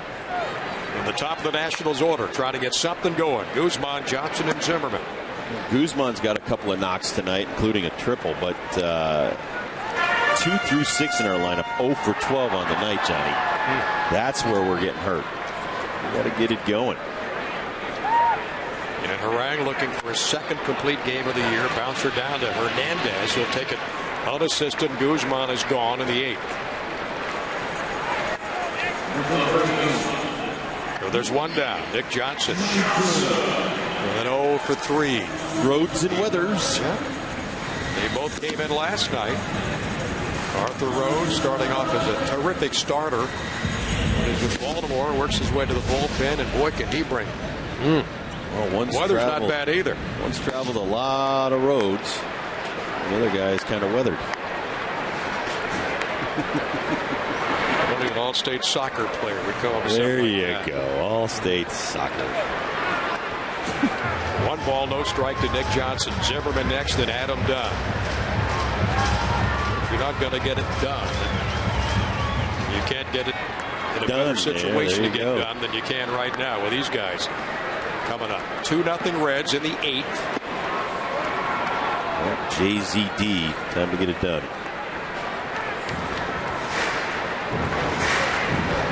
Come on, Nick. Come on, that guy can't scare you. Take him deep. He takes a breaking ball in the inside corner for a strike. 1-2. Johnson, not only a good eye at the plate, 34 walks this year. That's 10th best in the National League. 17 multi-hit games. And Harang just seems to be having one of those nights where nobody can catch up with him. Well, like I said before, he's challenging our best hitters with 88 to 90 on the gun. A lot of fastballs in and out. All he's doing is moving location. In, out, keeping them off balance. Yeah, there's a big strike swing. And the third base umpire, Andy Fletcher, says he did not go around. And you notice he'll only break out that out pitch breaking ball when he's looking to get a strikeout or looking to get a ground ball out. There. It holds up. Well, the count is 2-2 to Nick Johnson. And Harang delivers high and tight. The count is full. 1 strikeout, 3 groundouts, 17 flyouts. You look at the scorecard, it is full of F8, F7, F9. Broken bat. Bat went almost as far as the ball did, sailing past the first base bag. Goodness gracious. Watch out, Mark. There's something one of these days, Rob, that thing's going to go flying into the stands or a dugout. Well, I know they have warnings. Back at a pitcher. I know they have warnings about balls and bats going into the stands. Hopefully, a lot of the patrons are aware of that are close to the action. But part of baseball and the wonderment of it is being close to the field. I mean, if you put up barriers, it's not going to be the same game. The 3-2 pitch to Johnson, fouled back out of play. Maybe even a few, public service announcements before the game, right before it starts on the big scoreboard. Just be aware when you're in this house. You got to watch out for the bats during the game. Eating your popcorn or your hot dog and not paying attention to the action on the field. Much like that Sunday softball game exhibition we had. Those guys hitting rockets out there in the left field and right field. And some people, we saw some of the medical staff go to help those people when they weren't paying attention and the ball bounces off the side of their head. Listen, baseball is as hard as a rock. 9 the pitches. bats are as hard and can be as sharp as a razor. Exactly. Got to be careful out here. 9-pitch at bat for Johnson thus far. Trying to break his 0-for-3 night. And get something going here in the last of the 8th inning. Harang delivers. And he got him swinging. Debbie Taylor's got some more information about some of the Nationals draft picks. Debbie? Yeah, it's day 2, Johnny, and the Nats picked up Kansas State University junior right-handed pitcher Anthony A.J. Morris in the 4th round. He was 14-1 with a 2.09 ERA, and he was also the Big 12 Pitcher of the Year and the first Wildcat to be a finalist for that coveted Golden Spikes Award. His teammate Justin Bloxam was also drafted in the 11th round. The switch hitter can catch, played first, third, and some outfield. And they also picked up a couple of high school picks in the 5th round. Miguel Pena, left-handed pitcher out of La Jolla High School in Texas, and Michael Taylor, a shortstop in the 6th round from Westminster Academy in Florida. Johnny? Westminster. Wasn't that where A-Rod went to school? I think down in Florida. Did he go there? I know about the Westminster Dog Show.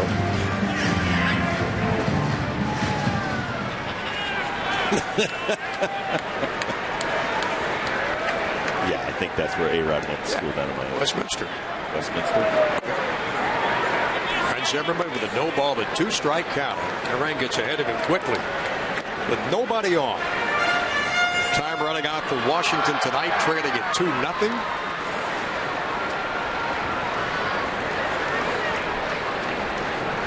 Mr. Bryant start another little 43 game on base streak tonight. Breaking ball low, and it's 1 ball and 2 strikes. National pitchers with Martis and Hanrahan allowing only 3 hits to Cincinnati. With 1 swing by Bruce in the 2nd inning, the difference in this ball game. And Reds about to look at their 31st win of the season, 17th of the year. Nats have 1 more shot coming up. Zimmerman hanging tough. 2 balls and 2 strikes to the Nationals' third baseman. 2 for 4 last night. Tonight 0 for 2 with a walk.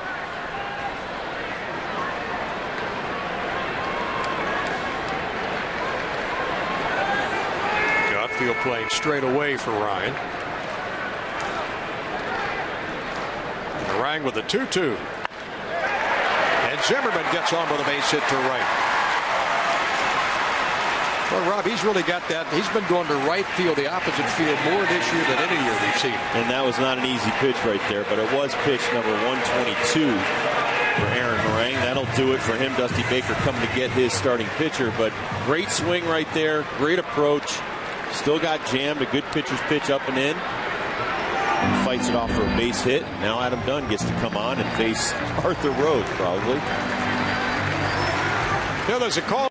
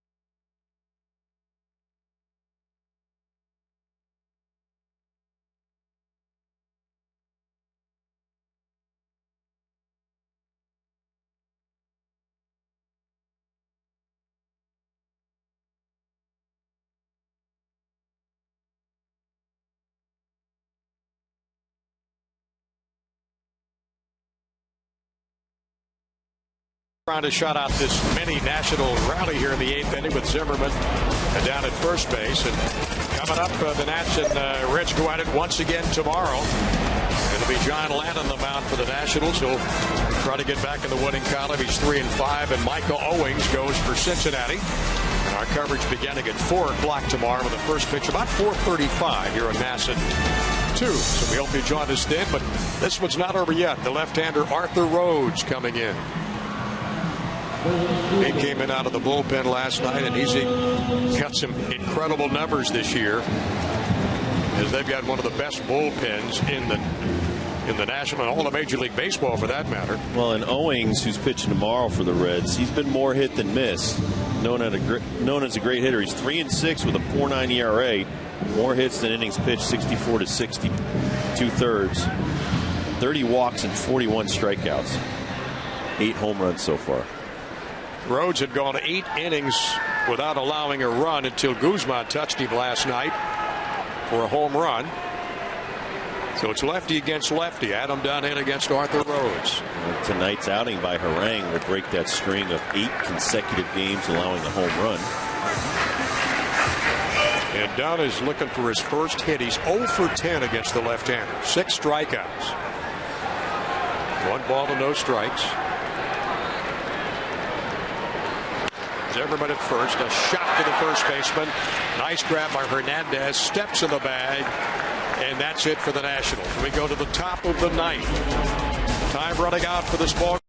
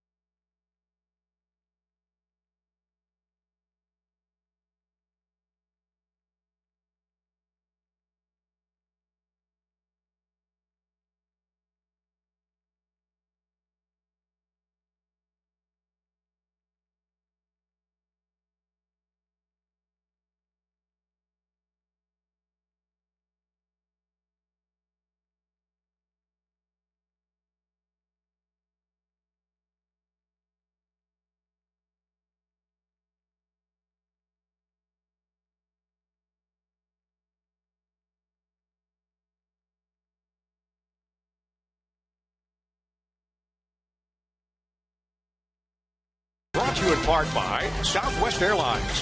Book your next trip at southwest.com. And by Honda. You can depend on your Honda dealer for great leases and low financing. Nats trying to avoid a shutout tonight. They're down 2-0 as we go to the top of the 9th inning. Johnny Holiday with Rob Dibble here tonight at Nationals Park. Cal Ripken Sr., Collegiate All-Stars, hosting the Valley League All-Stars, the Mid-Atlantic Classic, taking place July 15th at Regency Furniture Stadium down in Waldorf. You can come out and catch with the stars of tomorrow. Like Nats prospects, Marcus Jones and Dee Brown launch their careers. Or see all the action live on Masson HD. Game time at 7:05. Come out early for the Home Run Derby at 5:30. Admission is free, but your donations will be greatly appreciated. Log on to www.ripkenscollegebaseball.org or call 410-588-9000 for more information. Joe Beimel's come in now out of the Nationals bullpen. He will work the top of the 9th inning. 22 innings pitched, 27 hits allowed, 11 earned runs for the veteran left-hander. Weimel overall has got the best hole numbers on this team with 7 holes. Has pitched well the last 6 times out of the bullpen. Only 4 hits and a run earned and 4 walks and 4 strikeouts. His job, Rob, a line drive to Belliard. There's 1 down just to keep things as they are and give the Nats one last shot in the bottom of the 9th. Got to get a hold right here. May not be a statistic, but down 2 runs. Give your team an opportunity to come back. Final 3 outs of the game in the bottom of the 9th. Keep it right at 2. Ramon Hernandez will step in now with one down.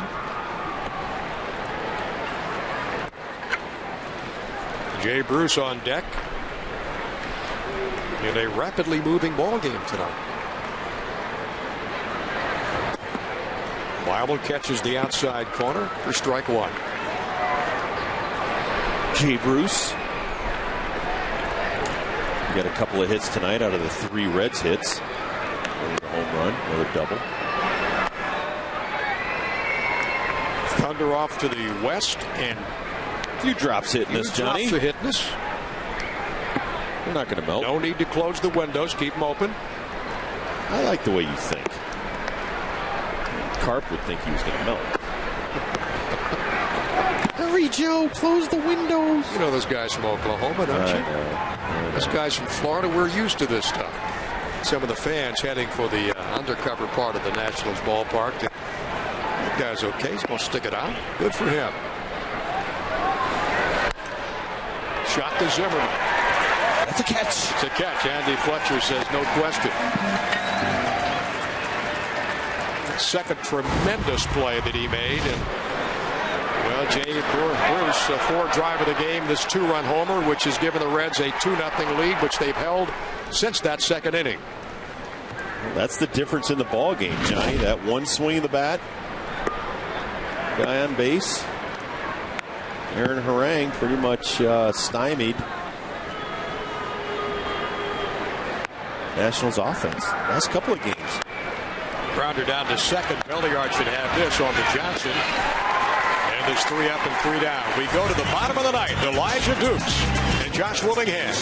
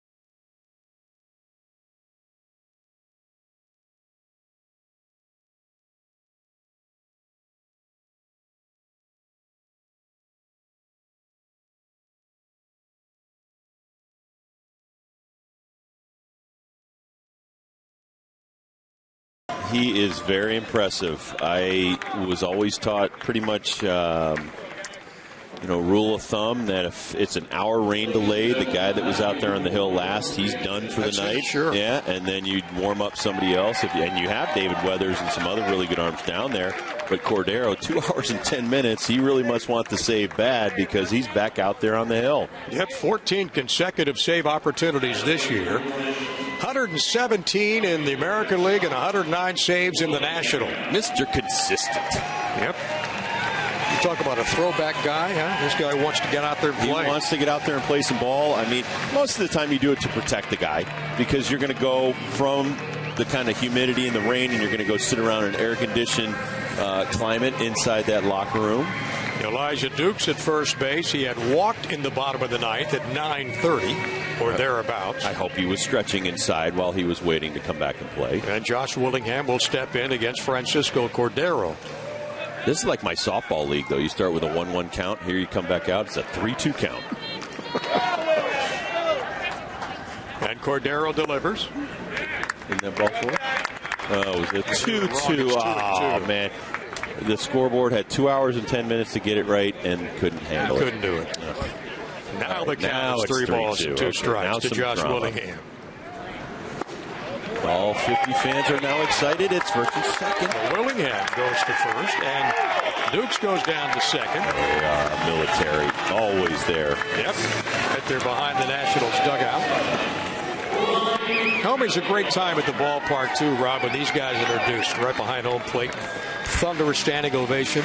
I don't think Ronnie Belliard needs to see a sign to know what he needs to do right here. Got to get those runners over. Well, he's got one of the Nationals' 5 hits tonight back in the second inning. Cordero delivers, looking for the bunt. You got it. Hannigan almost got another guy at second base. He's already got Dunn, who got off too far off the bag. Dukes gets back safely. So it's no balls and a strike to Ronnie Belliard. 2-0 Cincinnati, bottom of the ninth. And the Nationals with 2 men on and nobody out. Belliard showing bunt again. And he pops it and Hernandez can't get it. A reprieve. A new lease on life. See, most of the time catcher Ramon Hernandez couldn't come up with it with the first baseman's mitt. Needed a catcher's mitt. And he's only playing there because Votto can't play. Yep, Votto's up. He's hurting right now. I'd say a friendly gathering of fans still around the ballpark tonight at 11:42. And the 0-2 from Cordero to Ronnie Belliard. Taking a high fly off the third baseline, drifting over is Hairston up in the third row of seats. And it's no balls and 2 strikes.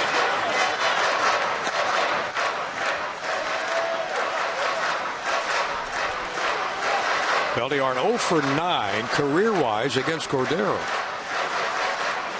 And Cordero struck him out twice.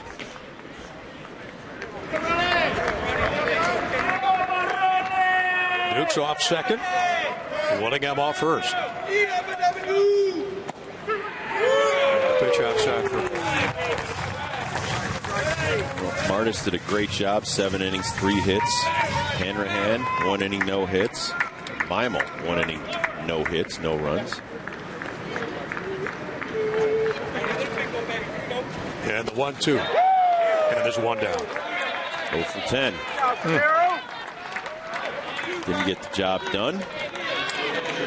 Trying to hit behind the runner, though. He did a great job trying to get this ball to the right side. 1-2 pitch. Cordero, after a 2 hour and 10-minute rain delay, 96 miles an hour. So, well, Josh Bard right here. Single at least gets you 1 run closer. Then Gonzalez will pinch hit. And Bard is shot to right. It'll go up in the corner. That's going to take care of the shutout. Come on, Willie. From second. And a base hit for Bard. And Willingham winds up at third base. And it's a 2-1 ball game. Well, if you stayed around or you're up watching right now, We're seeing some exciting baseball here by the Nationals. Josh Bard getting an inside heater, and he jacks it down the right field line over Jay Bruce's head. Elijah Dukes basically walks home, but Willingham all the way over to third. All we need now to tie this ball game up, send it into extra innings. Fly ball to the outfield. Will Nieves is now going to come in and pinch run Josh Bard.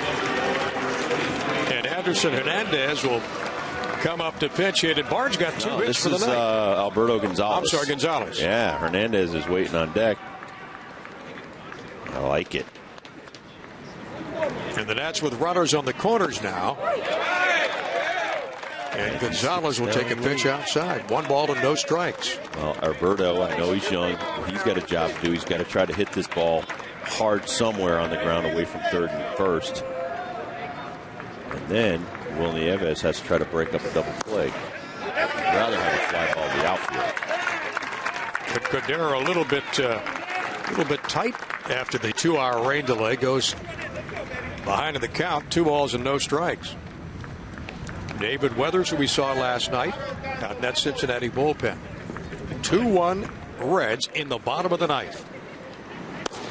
Strike taken. Pop up here. Gonzalez in 5 pinch hit appearances this year. 4 for 4. Got 3 RBIs and a walk. Here's the 2-1. Shot to right field. A base hit, and the game is tied. How about that? Sweet. 5 for 5 as pinch hitter. Gonzalez with a base hit.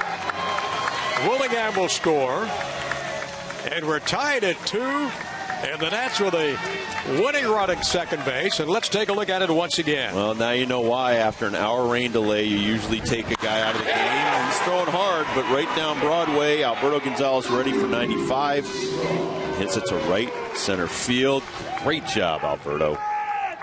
Great job right there. That was worth the wait. You're not kidding. So Gonzalez drives in the tying run. And we'll go back to the top of the order with Christian Guzman. Well, Nieves has to get off with the pitch here. He's got to get a nice lead. Base hit, you've got to be scoring. Nieves down at second.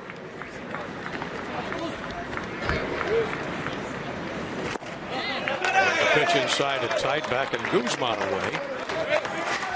1 out, 2-2 ball game. Like I said, if you waited up to watch the end of this game, it was worth the wait. Glad to have you with us. Dukes had walked and scored. Willingham had walked and scored. Ronnie Belliard struck out swinging. Bard with a base hit. Gonzalez with a base hit. And Guzman falls behind in the count. 1 ball, 2 strikes to Francisco Cordero. That was a wicked breaking ball by Cordero right there. Christian Guzman had no shot at that. Hopefully he'll make another mistake here. Fastball up that Christian can put into play. Bard has tied the ball game with an RBI single. And Gonzalez, he played to the first national run. Gonzalez tied it. And Guzman even up in the count. 2 balls and 2 strikes. 2-2, bottom of the ninth. Nats have got 7 base hits. The Reds only 3. And Nick Johnson on deck. And a pitch inside, and Guzman takes a call, 3rd strike.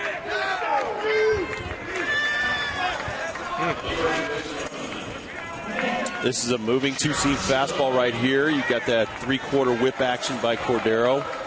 Just on the inside corner there. Not inside our pitch track box.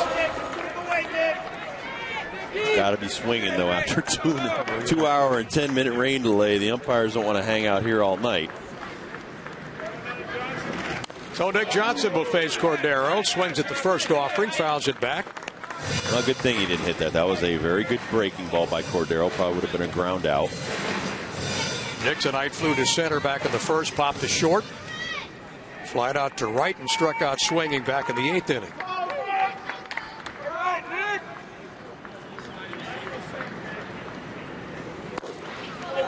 The pitch inside, backs Johnson away. He is throwing hard after a 2-hour play. That surprised you too, doesn't it, Rob? It surprises me. Like I said, you're sitting in that air conditioning. Even if you got a jacket on, you're trying to stay warm. Very easy to stiffen up. Brody Avis pinch running down at second. Alberto Gonzalez at first. The pitch to Johnson taken for a ball. 2 balls and a strike. And 2 out and 2 on. Bottom of the ninth in a 2-2 ball game. When the rains came, Cincinnati had a 2-0 lead at 9:30. And the 2-1. Johnson takes a strike. 89. 89. Breaking ball inside right here. You see where the catcher set up, but he's calling that, so you better be swinging if you see it the same spot. Now the 2-2. Johnson, a shot to center field. Drifting back is Willie Tavares. He's got it. Out number 3, we go to extra innings here at Nationals Park. Washington comes up with 2 in the bottom of the ninth. We go to the 10th, tied at 2-2. Temperatures and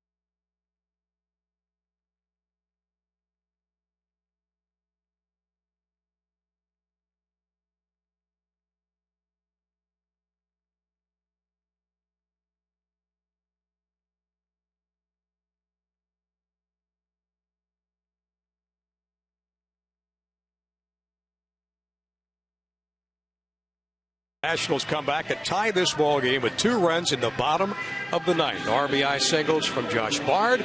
Alberto Gonzalez. So Willie Avis puts on the tools and goes behind the plate. And he'll be catching Mike McDougall coming in out of the bullpen. He'll be the Nationals' 4th pitcher of the night. And very impressive numbers, Rob, when you take a look at what he's done in 4 2/3 innings. Yeah, Mike McDougall's done a great job. Did a great job last night to give us an opportunity to maybe come back in the bottom of the ninth inning and tie or win that game with a scoreless ninth inning. Will Nieves had a caught stealing. He threw somebody out in that top of the ninth yesterday.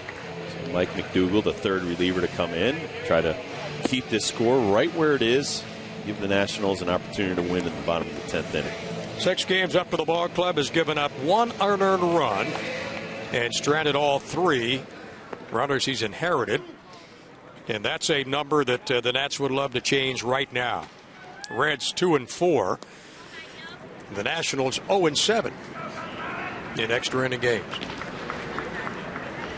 So McDougall will face Alex Gonzalez to begin the 10th inning. And the Red shortstop. A bounder back to McDougall off his glove. Belliard with a quick scoop and flips the play. 1 down. Yeah, good play. That is not an easy play. It's all muddy out there, and Rafael Belliard, Ronnie Belliard, excuse me. I played against Rafael Belliard. Ronnie Belliard right here. This is going towards the bag, coming in. This is a very tough play. Look at the mud all over the ball. Nicely done. And the Reds catcher, Ryan Hannigan, will step in against Mike McDougall. If you're wondering why it's so quiet, there aren't many fans here. Well, there's a lot of fans dressed like seats right now, Johnny. I'm counting them now. 28, 33, These are diehard fans, Rob, yes, right they now. Are. Yes, they are. These fans sticking around for 2 hours, 20 minutes of rain, and then coming back to watch the club tie this game. I got to say, though, I respect the heck out of them. Most of our front office is right behind the military. See Mike Rizzo. Stan Kasten standing out there on the cell phone. He's on the phone. Maybe he just traded somebody. And some other front office people. I have my glasses on. I can just see the heads. And those are new glasses, aren't they? Because I read on your blog you were getting a new pair. They're not new. I said I'd get some new shades, but people think they're sunglasses. They're prescription. Ball and 2 strikes to Ryan Hannigan. Hannigan flew out to center field his first time up. Walked in the 5th and had an intentional pass in the 7th. 2-2 game in the top of the 10th. Big play of the night, though, is Hannigan throwing out Dunn at second base when he was picked off second. And Hannigan's just got a rocket for a right arm. Yep. 9 guys have attempted to steal against him, and he's thrown out 7 of them. That's pretty good. Adam's happy. Yep.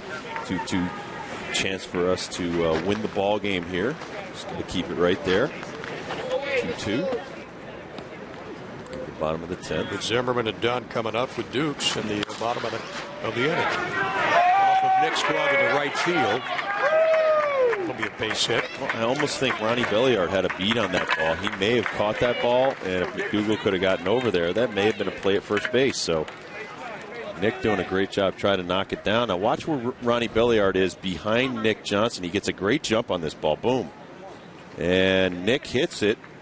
And I don't know. Ronnie may have had a beat on this. Look at this. See? Ronnie's back there.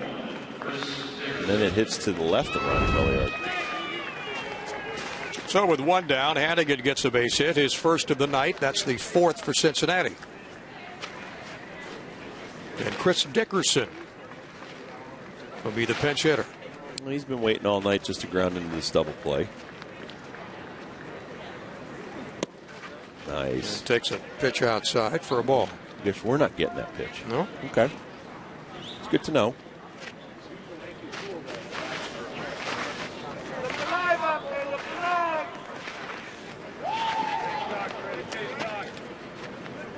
One inning and 2 runs for Cordero. That first blown save of the year. Yeah. What did you say? He's 29 straight going back to last year? Back to last year at 14 this year. That's a positive for the Nationals. You just got to get a little deeper sometimes.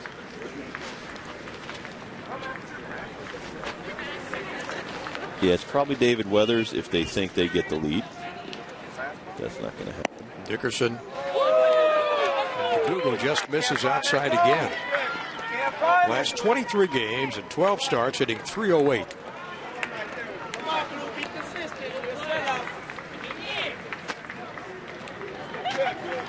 Nick Nassett one last night. Came over in a trade. That was the Ken Griffey Jr. trade. Not mistaken. McDougal gets a call. Strike. 3 balls and 1 strike to Chris Dickerson. 2-4-0 for the Reds and 2-7-1 for the Nationals.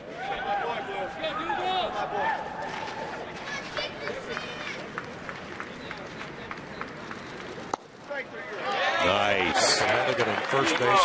Good swinging pitch. bat. 3 balls and 2 strikes to Dickerson. It always annoyed me when I was pitching and a guy just stood there with the bat in his hand. Here's Mike McDougal. He's going to work all the way back here. 3-0. Gets a 3-1 count. Now it's a 3-2 count. Same spot. And Jerry Hairston on deck now for the Reds. Takes a call, 3rd strike. Right on the inside corner. Nice pitch from McDougal. Yeah. Swing it. Well, I've been in the military like that. All the way back from 3-0. Very nice by McDougal. They love it. So McDougal ringing up Chris Dickerson. And the top of the Reds lineup with Jerry Hairston Jr. stepping in now. With 2 out here in the 10th inning and a 2-2 ball game.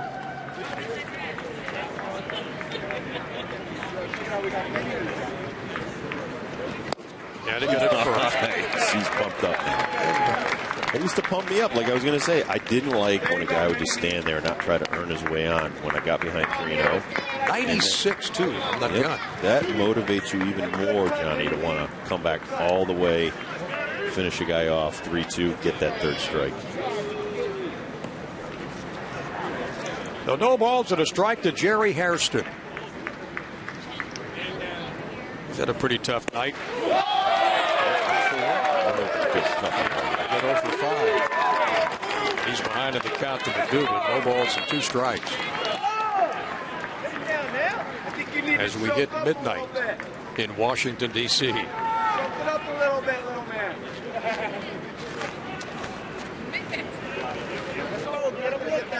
Ron Hannigan leading off first base. 5 straight strikes from McDougal. The Reds have not offered at one of them. Think about it for a second. Enemy's thinking. He's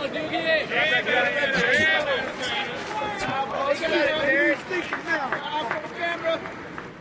A little bit outside, a little bit outside. And the 0-2. Fouled off down the right side. Just a bit tardy.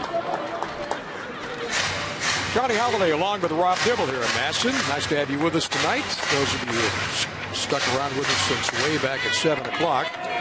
We started this ball game. 2 hours, 10-minute rain delay. Bob Carpenter taking a couple of days off. Nats fought and scratched and got back in with 2 in the last of the ninth. RBIs from Josh Bard and Alberto Gonzalez, and they've got a 2-2 game in their hands. McDougal just misses outside. Well, and when Debbie Taylor left the booth when we started back up, I told her, make sure you get the player of the game for the Nationals, Debbie. She assured me she would. All of a sudden, it's tied up. 1-2 pitch to Jerry Hairston. Swinging at this, and he got it. So McDougal strikes out 2 here in the top of the 10th, and Ryan Zimmerman leads off for the Nationals. Last time up, he had a pretty good cut at it. It's a 2-2 game. We go to the last of the 10th at Nats Park.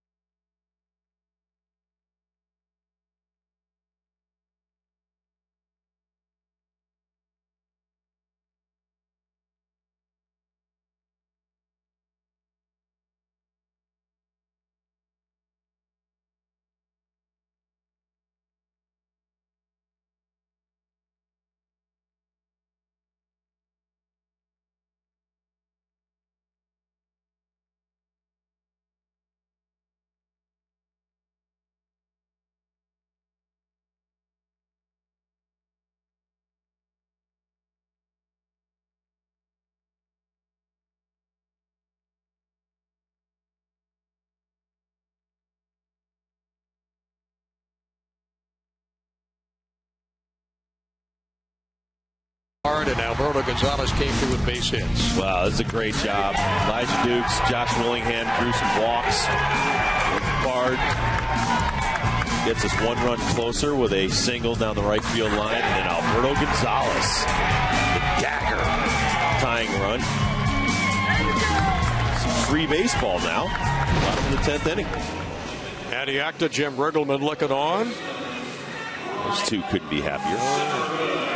Saying this might just be our night or our morning now. After the Nationals introduced their 10th pick in the amateur draft yesterday. Later on, earlier today at Nationals Park. What a day for that young man. Yes, Drew Storn, finding Stanford. What a big going where to Class A? He goes to Harrisburg. Harrisburg or Hagerstown? Hagerstown. Hagerstown. Hagerstown. He wants to get after it. Yep, wants to play right away. Get busy. Just off the end of the back there, Ryan. Nick Masson down on the mound for the Reds. He's their fourth pitcher tonight. Making his first appearance in this series.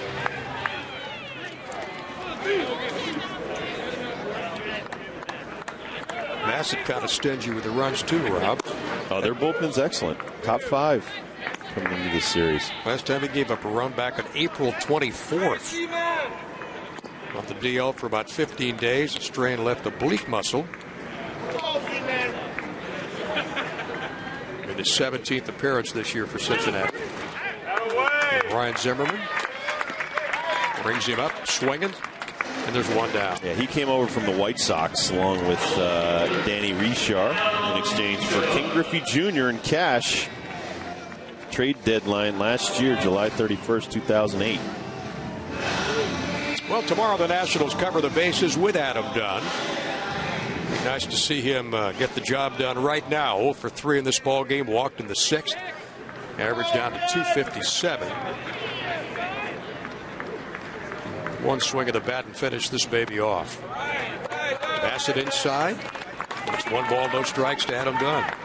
Former Cincinnati Red, who holds so many of their records back in the Queen City. Mr. Massett has done some traveling. He was acquired by the White Sox along with John Danks and Jacob Rasner for Brandon McCarthy a few years ago. David Paisano.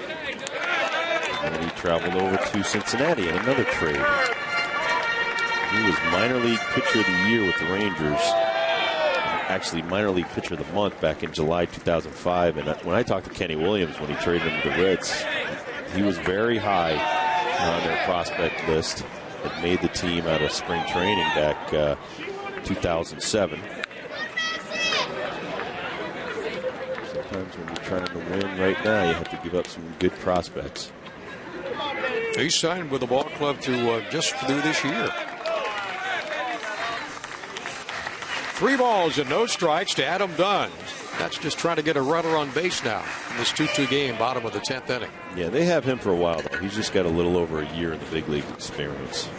He's not going anywhere. 6'4", 235 out of St. Petersburg, Florida. Nobody on, 1 out here in the bottom of the 10th. Again, trying to pitch around Adam Dunn. If I'm Adam Dunn, I'd probably have the green light to try to win this on 1 swing of the bat. It'd be nice to be talking about Adams' 18th home run of the year. Instead of ground ball, the overplay on the right side of second. A nice recovery by Brandon Phillips to get Adam. And there's 2 down. So Elijah Deuce, who walked and scored in the 9th, the Nationals' first run, come up swinging again. 0 for 3 tonight, 264 average, and 27 RBIs.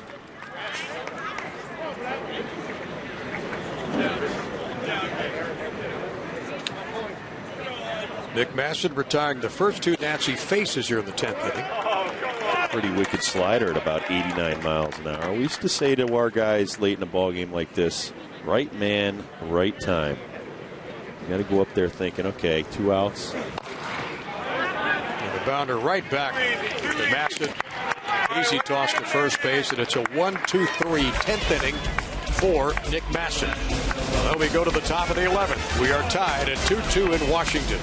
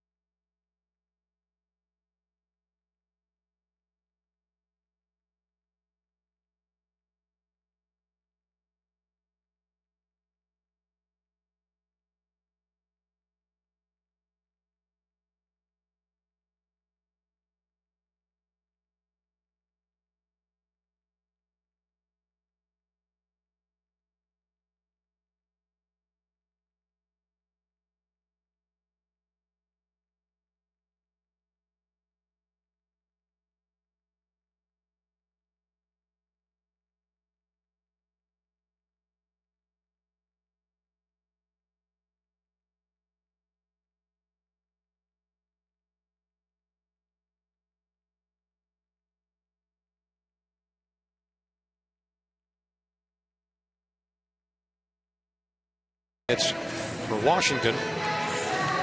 There they are. It's Byron Kerr on the right, and the Silver Fox holding court on the left. Thank you, Fox.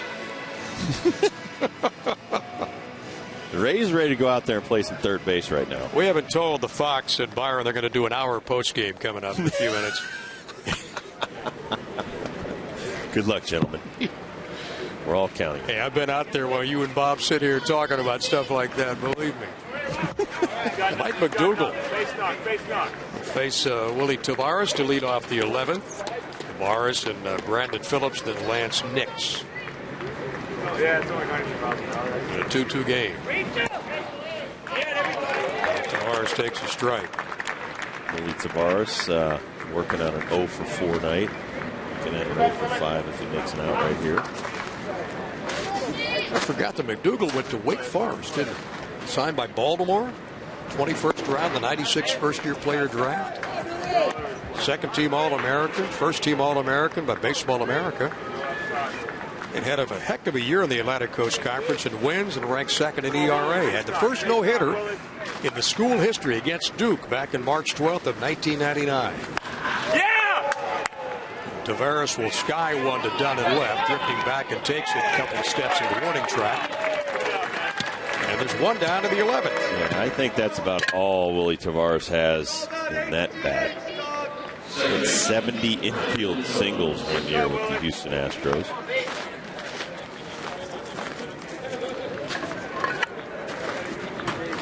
Mike McDougal now in his 9th year in the major leagues. Retires the first batter here in the 11th, and Brandon Phillips. He's hitting a double play, flat out to right, grounded to short, grounded to second. He's not having his usual year, but he's still, he's a big weapon with that bat in his hand, so you have to be careful. Well, driven in 43 runs. Mm-hmm. Got a lot of pop in that Leads bat. the ball club in that category. Got to Phillips, no balls and a strike. Nix is next, then Ramon Hernandez. What a great pickup he was when they got him from the Cleveland Indians. Gold Glove winner, this young guy. 17 homers in 06. 30 homers, 94 RBIs in 07, 2178 last year.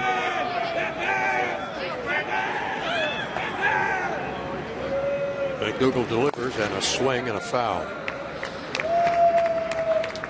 Boy, Mike had some terrific years with Kansas City. 68 games. He pitched in 2003, came back a couple years later, did the same thing. 54 with the White Sox only 2 years ago.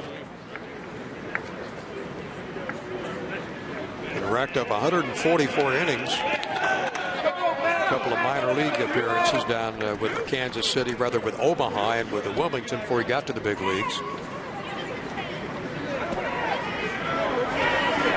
And the 1-2. Fouled at the plate off his foot. Ron Balone, the left-hander, getting ready out in the Nationals bullpen. This ball game began 4 hours ago, 4 hours and 5 minutes ago. Yeah, I think the first 8.5 innings took about 2.5 hours. I think Pete McElroy, down between some of the rain delays we were having, was telling us that he does the Masson blog. This is the 10th time in all the home games there's been rain, which has forced delays in national games. I don't think any team in baseball has had this much problems weather-wise. It all goes back to Teddy not winning a race. I think you're right. Still holding on to that conspiracy. It's just bad karma. 2 balls and 2 strikes to Brandon Phillips. Nobody on and 1 out in the 11th. McDougal delivers and a base hit to right. Will run it down and toss it to second, and Phillips on with the potential go-ahead run.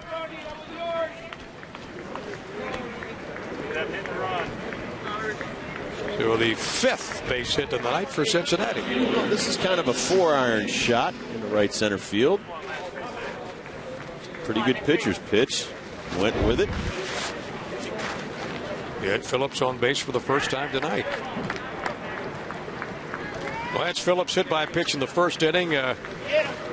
Rounded out in the 4th, and again popped out to short, lined out the 2nd, the 6th, and 9th, respectively. Since joining the Reds, he's got 80 stolen bases. He's got great speed. 25, 32, 23 in 3 seasons. Stolen bases with the Reds. And he's got 6 this year. Dougal will toss over to Johnson to keep him close at first. 2-2 ball game, 2-5-0 for the Reds, and 2-7-1 for the Nationals.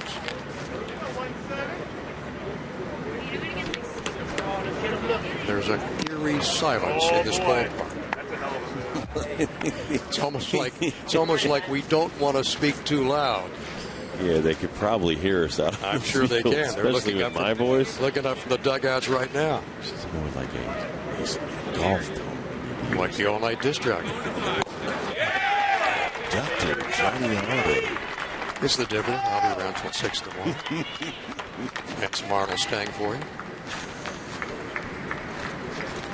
I'm playing some love songs. Prove it. Just give me that 1-800 number. The Malone continues to loosen up in the Nats bullpen, but Dougal want to make sure he keeps Phillips close. How much fun was it though, DJing in San Francisco in the 70s? Great, because that's where it was. The Haight Ashbury and all that. That's when it all changed. On. Yeah, that's right. Nothing like it. Every teen queen's dream.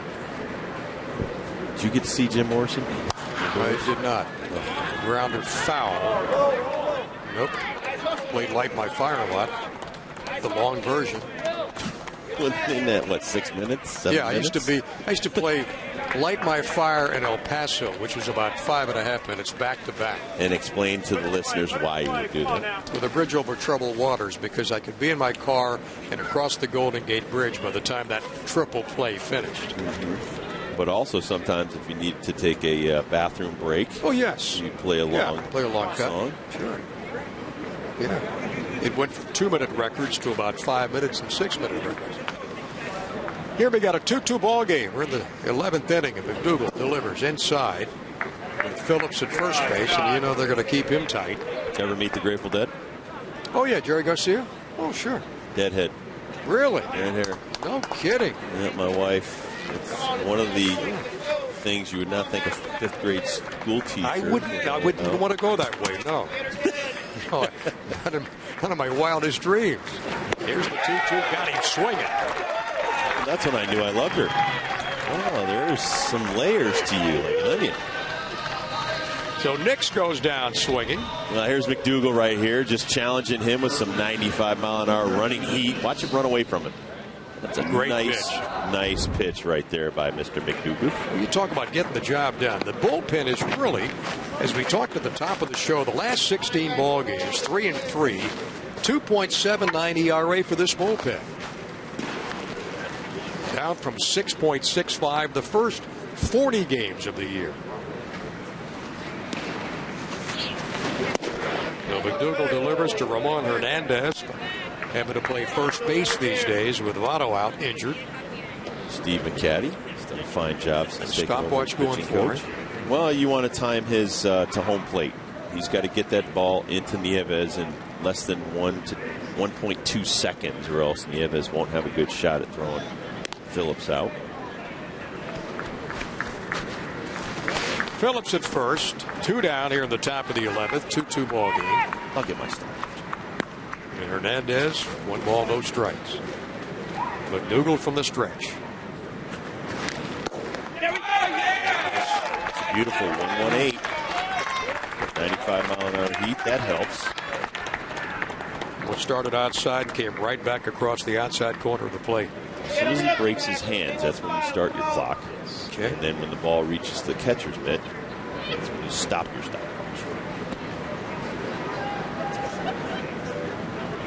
The 1-1 Hernandez. Fouled off to the right. I got less than a second right there, Johnny. I got a .90 right there on the delivery, and then the crack of the bat on the ball. And the point being, you got to give less than 2 seconds getting that ball to the catcher, because it's going to take the guy about 3 to 4 seconds to get down to second base. Give that catcher enough time to get up and throw it all the way down to second base and try to pull it out. And the 1-2. Low outside. 2 balls, 2 strikes. Mike's 32 now, born in Las Vegas, March 5th of 77. Yeah, I wouldn't have bet on that. No, the way he throws? I don't think so. I caught that.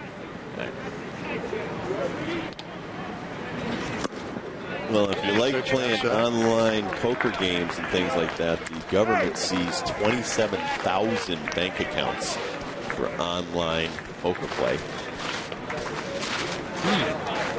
So $4 million. Yeah. I knew the government would step in and start cracking down on that illegal gambling. Runner going. Phillips is going. The ball hit the belly yard at second on Dick Johnson, and McDougal gets out of the trouble. So Josh Willingham will lead off for the Nationals in the bottom of the 11th. That's trying to get a run to win this baby. It's 2-2 here at Nationals Park. We'll be right back after this.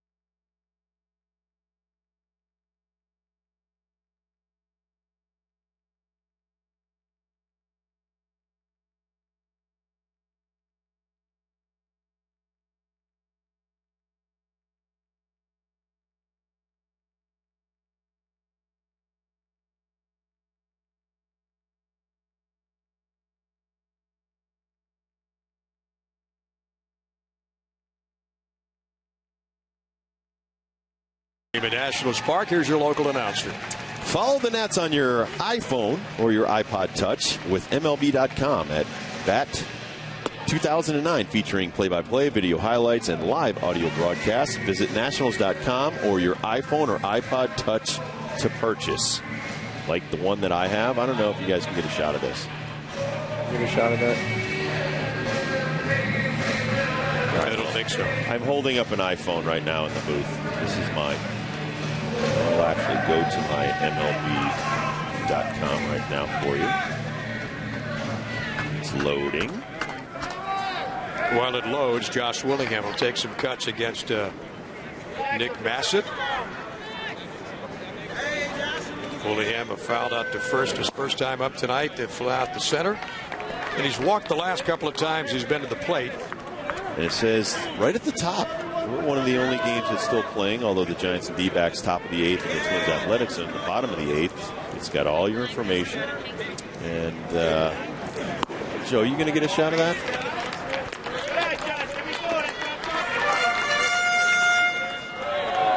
Willingham batting .250. Actually, his average dropped down to .246 tonight with the 0 for 2 night. Bassett delivers outside. That's low. 3 balls, no strikes to Josh Willingham.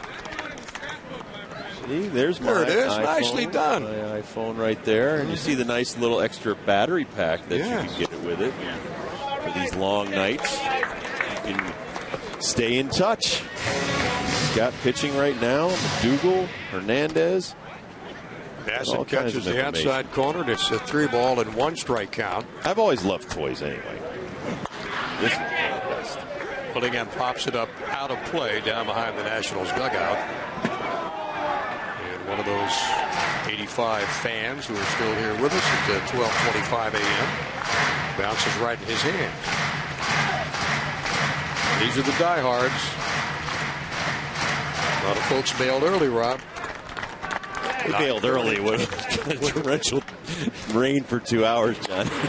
Bouncer down to third, and Hairston across the diamond, and Hernandez and one down.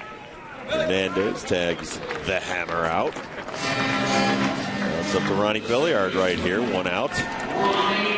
Bottom of the 11th inning. And then Will Davis will follow should Billiard get on. 1 away to 2-2 ball game. Billiard with a 177 batting average. Probably much better player than the average indicates. Well, but you have to make adjustments as you get older. Once again, I'll go back to the conversation I had today with Jim Thome. And he said as he got older, and you're not swinging like you did when you were 25, and he didn't want to say that your skills deteriorate, but he said your skills deteriorate with age, and he's 38, and he has to adjust every day. Ronnie's got to adjust a little bit. You can still free swing early in the count, but you always have to defend late in the count. There we go. Aaron had some great years, too, in his early days.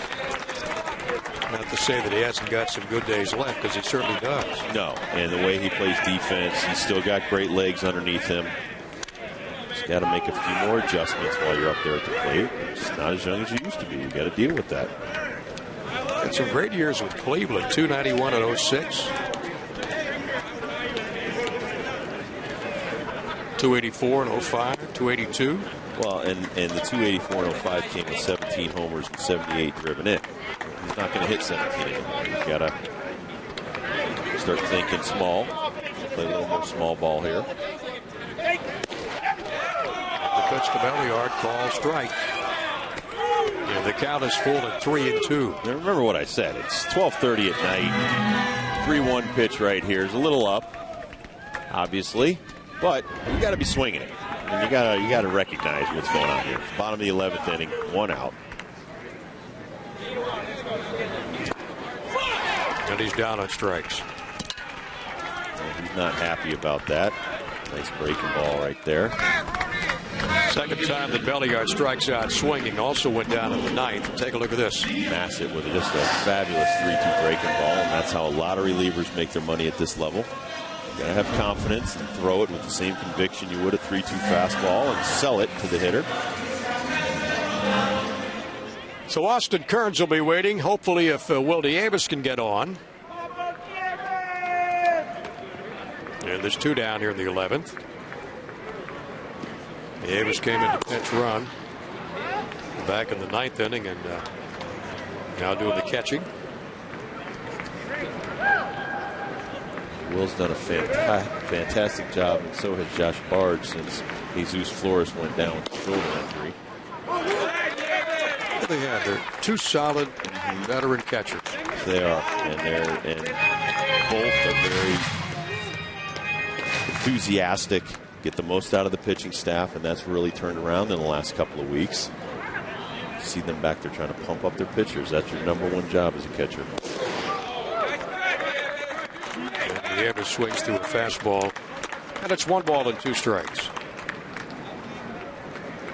Nick Massett following Aaron Harang and Arthur Rhodes and Francisco Cordero to the mound. The bullpen for the Reds, 4-18 this year. Starters really got the job done. So that's the 11th inning in the books, and we're still tied at 2. We'll come back with more. Johnny Holiday and Rob Dibble with you.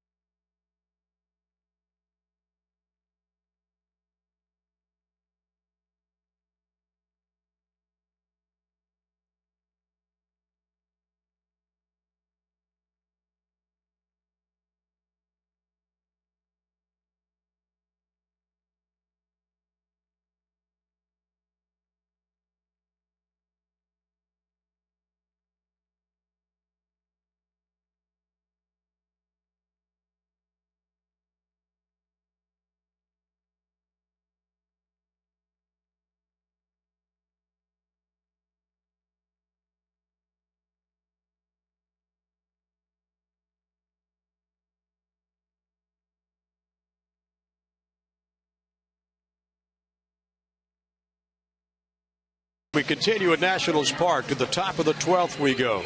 You see the line score 2-5-0 and 2-7. And take a look at the bullpen games this year, Rob, for what this national staff has done. What a turnaround they've made. And you see tonight 4 scoreless innings. They've done a great job turning this bullpen around. Very young at the beginning of the season, the first 40 games. Last 16, 3-3, 2.70 ERA. It's going to go down a lot tonight. See that batting average against and the home runs. That's what a bullpen should look like. And they're starting to pitch like their jobs depend on it. And that's exactly what I'm sure Manny Acta and Steve McCaddy and Mike Rizzo have explained to these older gentlemen. You want to stay, do the job. And speaking of one of the older veterans, Ron Vallone comes on to toss the 12th. He has tossed 17 consecutive scoreless innings. And he's tied with Trevor Hoffman with Milwaukee for the longest active streak in all of Major League Baseball. And he'll deal to start off the 12th inning with Jay Bruce, who drove in the only Cincinnati runs way back 5 hours and 4 minutes ago. 9 scoreless innings by Martis in the bullpen ever since that time. And Bruce with a 2-run shot. Seems like only moments ago, doesn't it? Well, he tried to sneak a fastball in. Actually, it's a good spot for it most times on a lefty, but I guess Bruce likes it up and in, and got his 14th home run off a right-handed pitcher this year against 1 off of lefties. And since that time, 9 consecutive scoreless innings thrown by the national staff, including Martis, then Hanrahan and Joe Bible, Mike McDougall, now Ron Vallone. Vallone, one of the interesting things about this guy, from Bergenfield, New Jersey, he's an all-conference tight end at UMass. Oh, he's built like a brick house. Mm-hmm. And he's looked like that since I met him down in 1994 in Puerto Rico. We were on the same team. Did a lot of working out together. He actually helped me get into the best shape of my career. His arm didn't want to come along for the ride. 1994. Yeah, our off days. Well, I was looking for a job. We were on strike. I was a free agent. And I had reconstructive surgery in April of 94. I ruptured labrum and a torn rotator cuff. I used to run the beach every morning. Staying in shape just in case. Oh, yeah. Just in case. Well, I had to go down there and prove I was healthy, and the White Sox gave me a minor league contract, and it was worthwhile. I made some great friends down there. Played a lot of Nintendo at night. To Alex Gonzalez now. 1 for 4, double back in the second. They've got nobody out. And Bruce at first. And the bunt, will field it, lost it, tries to throw the first, and the runner is safe. Slipped on the wet turf right in front of the mound. Well, Ron tried to make a heroic play right there and didn't get a chance to pick the ball up because he knew he had a speedy runner. So you're going to watch him try to really get the ball and throw it before he gets the ball in his glove. And tried to recover a little bit there. So the error charged to Ron Vallone by the official score. Good save right there by Belliard.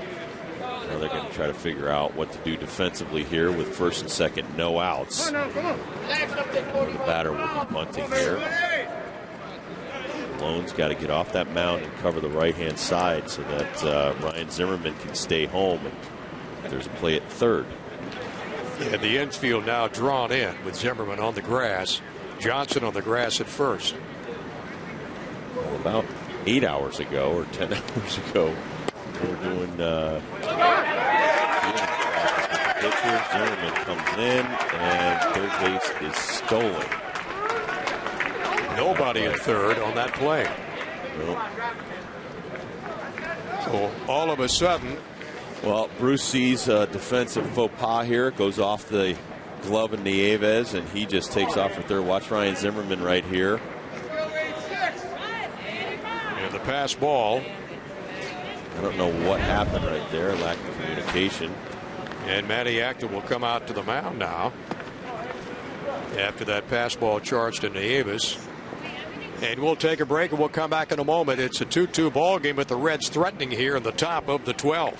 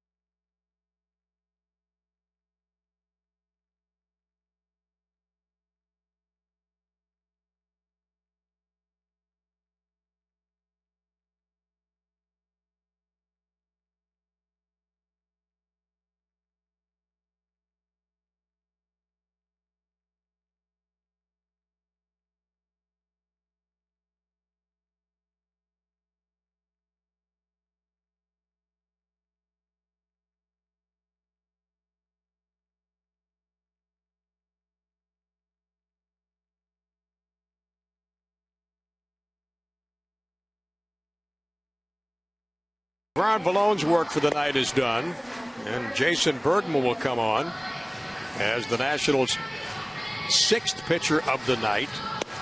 He inherits runners at third and first with nobody out. Bruce down at third, and Gonzalez at first on with the error, and Ryan Hannigan set to step in.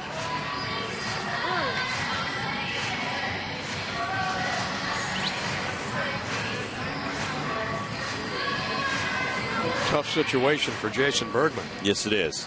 Well, right here, you're thinking you could possibly get a fastball in there to maybe have him try to pop it up or strike him out.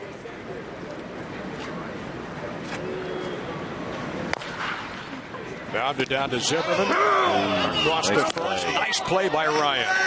One down. No, that was a foul ball. I want to see the replay to see if this is a foul ball. This is a great play by Zimmerman. See, this is off the front of the plate. And it does go foul. Yep. Nice call. Andy Fletcher at third. Gonzalez goes back to first, and Bruce staying at third. That's exactly the kind of play you want. He's a sinker ball pitcher. He's going to probably try to get a ground ball here. Possibly get a strikeout or a pop-up and keep everybody right where they're at on base. Then you worry about rolling a double play ball.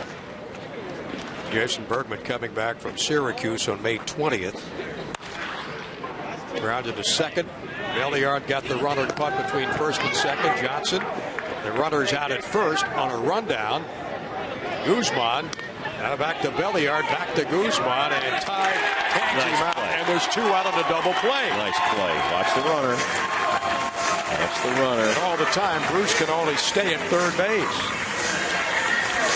That was a fabulous defensive play.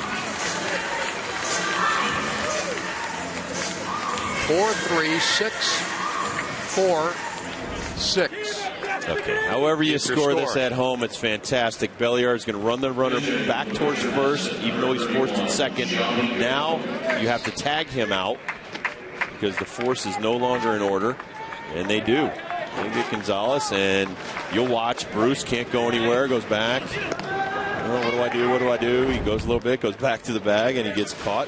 He has to stay at third, 2 outs. So Johnny Gomes will pinch it now for Cincinnati. With the go-ahead run down at third base, and Bruce has been there. Double play. Big plus for Jason Bergman.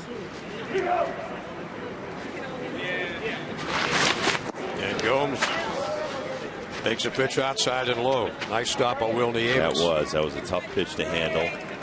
Jason's been throwing a lot of great pitches with a lot of movement on them.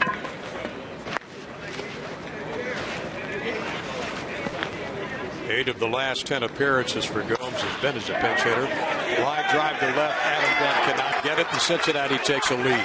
3-2. It's up against the wall, and Gomes into second base with a double.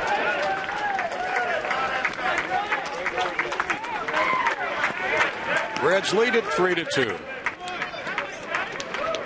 Well, I think Johnny Gomes did a great job right here reading the breaking ball. He recognized it early enough. He knows that Bergman has 2 pitches, hard sinker, and breaking ball. I'm sure Steve McCaddy will not be happy with that, getting beat with your second best pitch. 2 outs, just need a ground ball to get out of the inning. Don't want to throw anything that's up in the zone, and that's what happens with a breaking ball sometimes.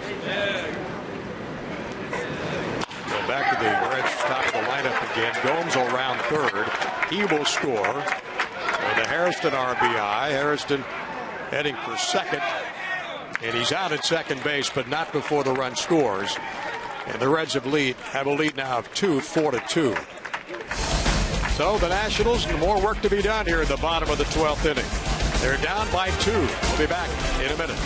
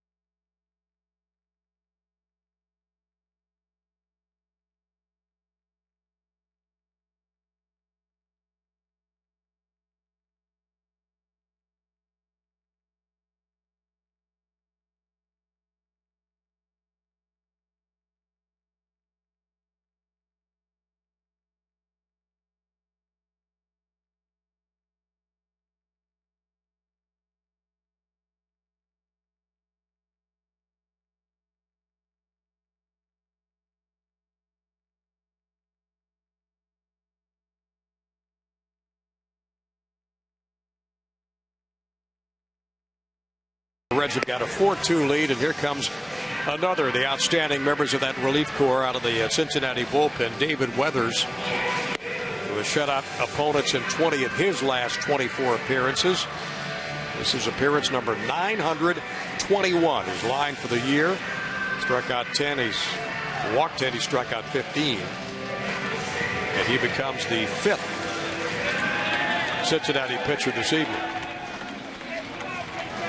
And Austin Kearns will try to get things going for the Nats. They came back to tie it in the bottom of the 9th. Let's see if they can do it again in the bottom of the 12th.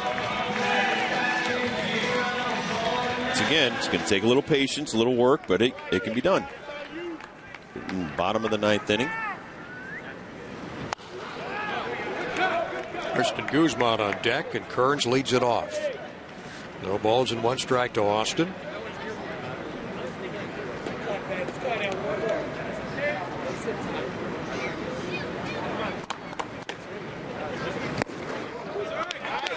You can right here. Try to cut down, put it in play. And Weathers quickly had the count. No balls and 2 strikes. Well, these guys played together in Cincinnati.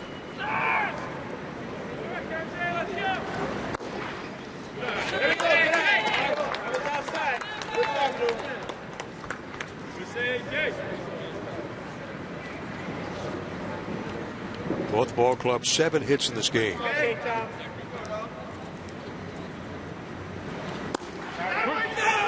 And Kearns takes a call, 3rd strike.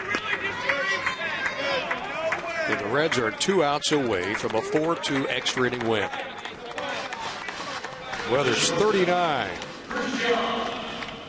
Well, he sets this pitch up with a breaking ball, and he comes back with a sinking fastball.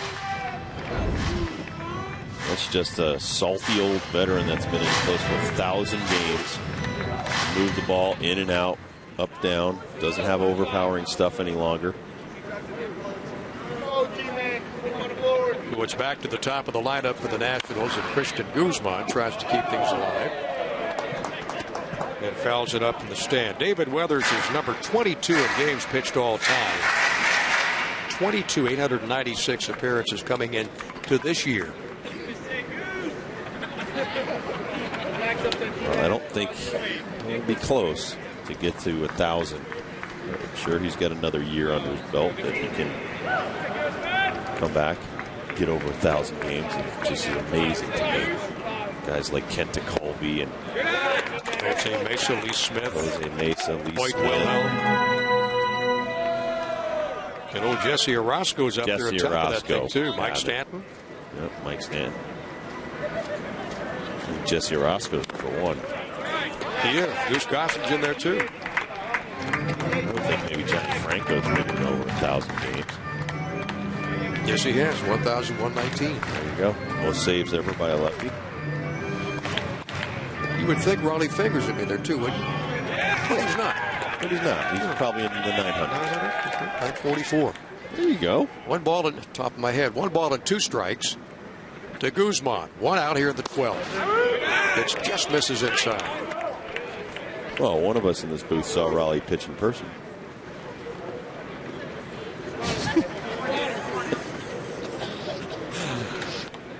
One of us in this booth saw Jim Cotton pitch in person too. Well, it is 12:49 a.m. Guzman a bounder down to Hernandez at first. Race to the bag, and there's 2 down. An assisted play by Ramon Hernandez. And it's up to Nick Johnson to keep things going and keep the Nationals' hopes alive. Down by 2 in the 12th, 4-2. Oh, he wants to bring sexy back. Nick Johnson. He'd be sexy if you get a base hit right here with 2 outs. And he's about due. 0 for 5 in this game. Need some base runners.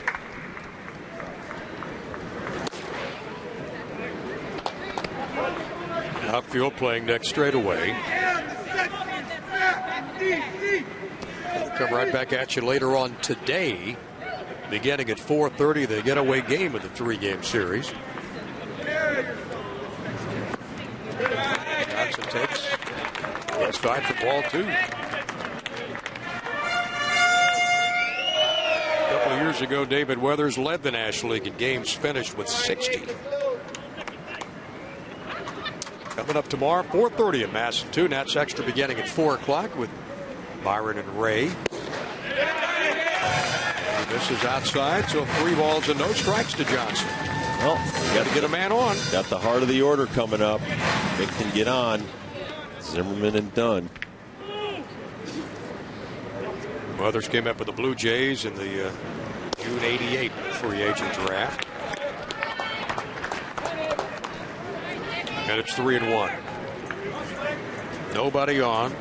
And Ryan Zimmerman waiting on deck. For Nick Johnson to keep this game going. The pitch inside, call, strike. Well, the Reds just 1 pitch away from taking the first 2 games of this series.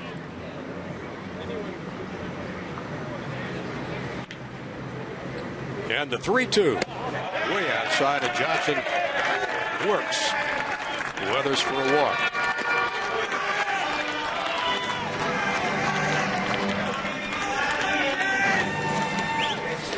So the Nationals have got the tying run at the plate, and Ryan Zimmerman. And a base hit back in the 8th inning. Walked in the 3rd. And he's at an 0 for 4 night. Uh-oh, Bat Boy ran out there, got thrown back off the field. Trying to bring a tongue depressor out to Dave Weathers. He slipped on that last pitch.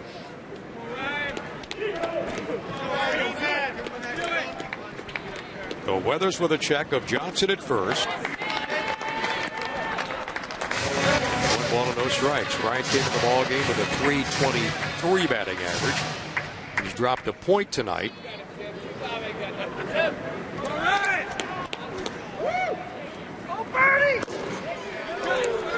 And the count even at 1-1.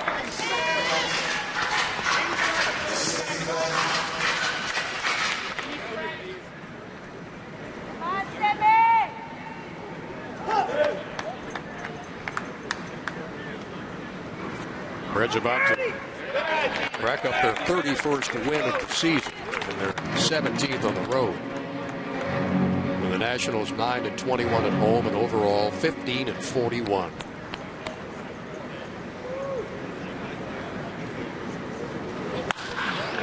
Zimmerman flies to center. Whether Tavares will get it, and the ball game is over at 12:52 a.m.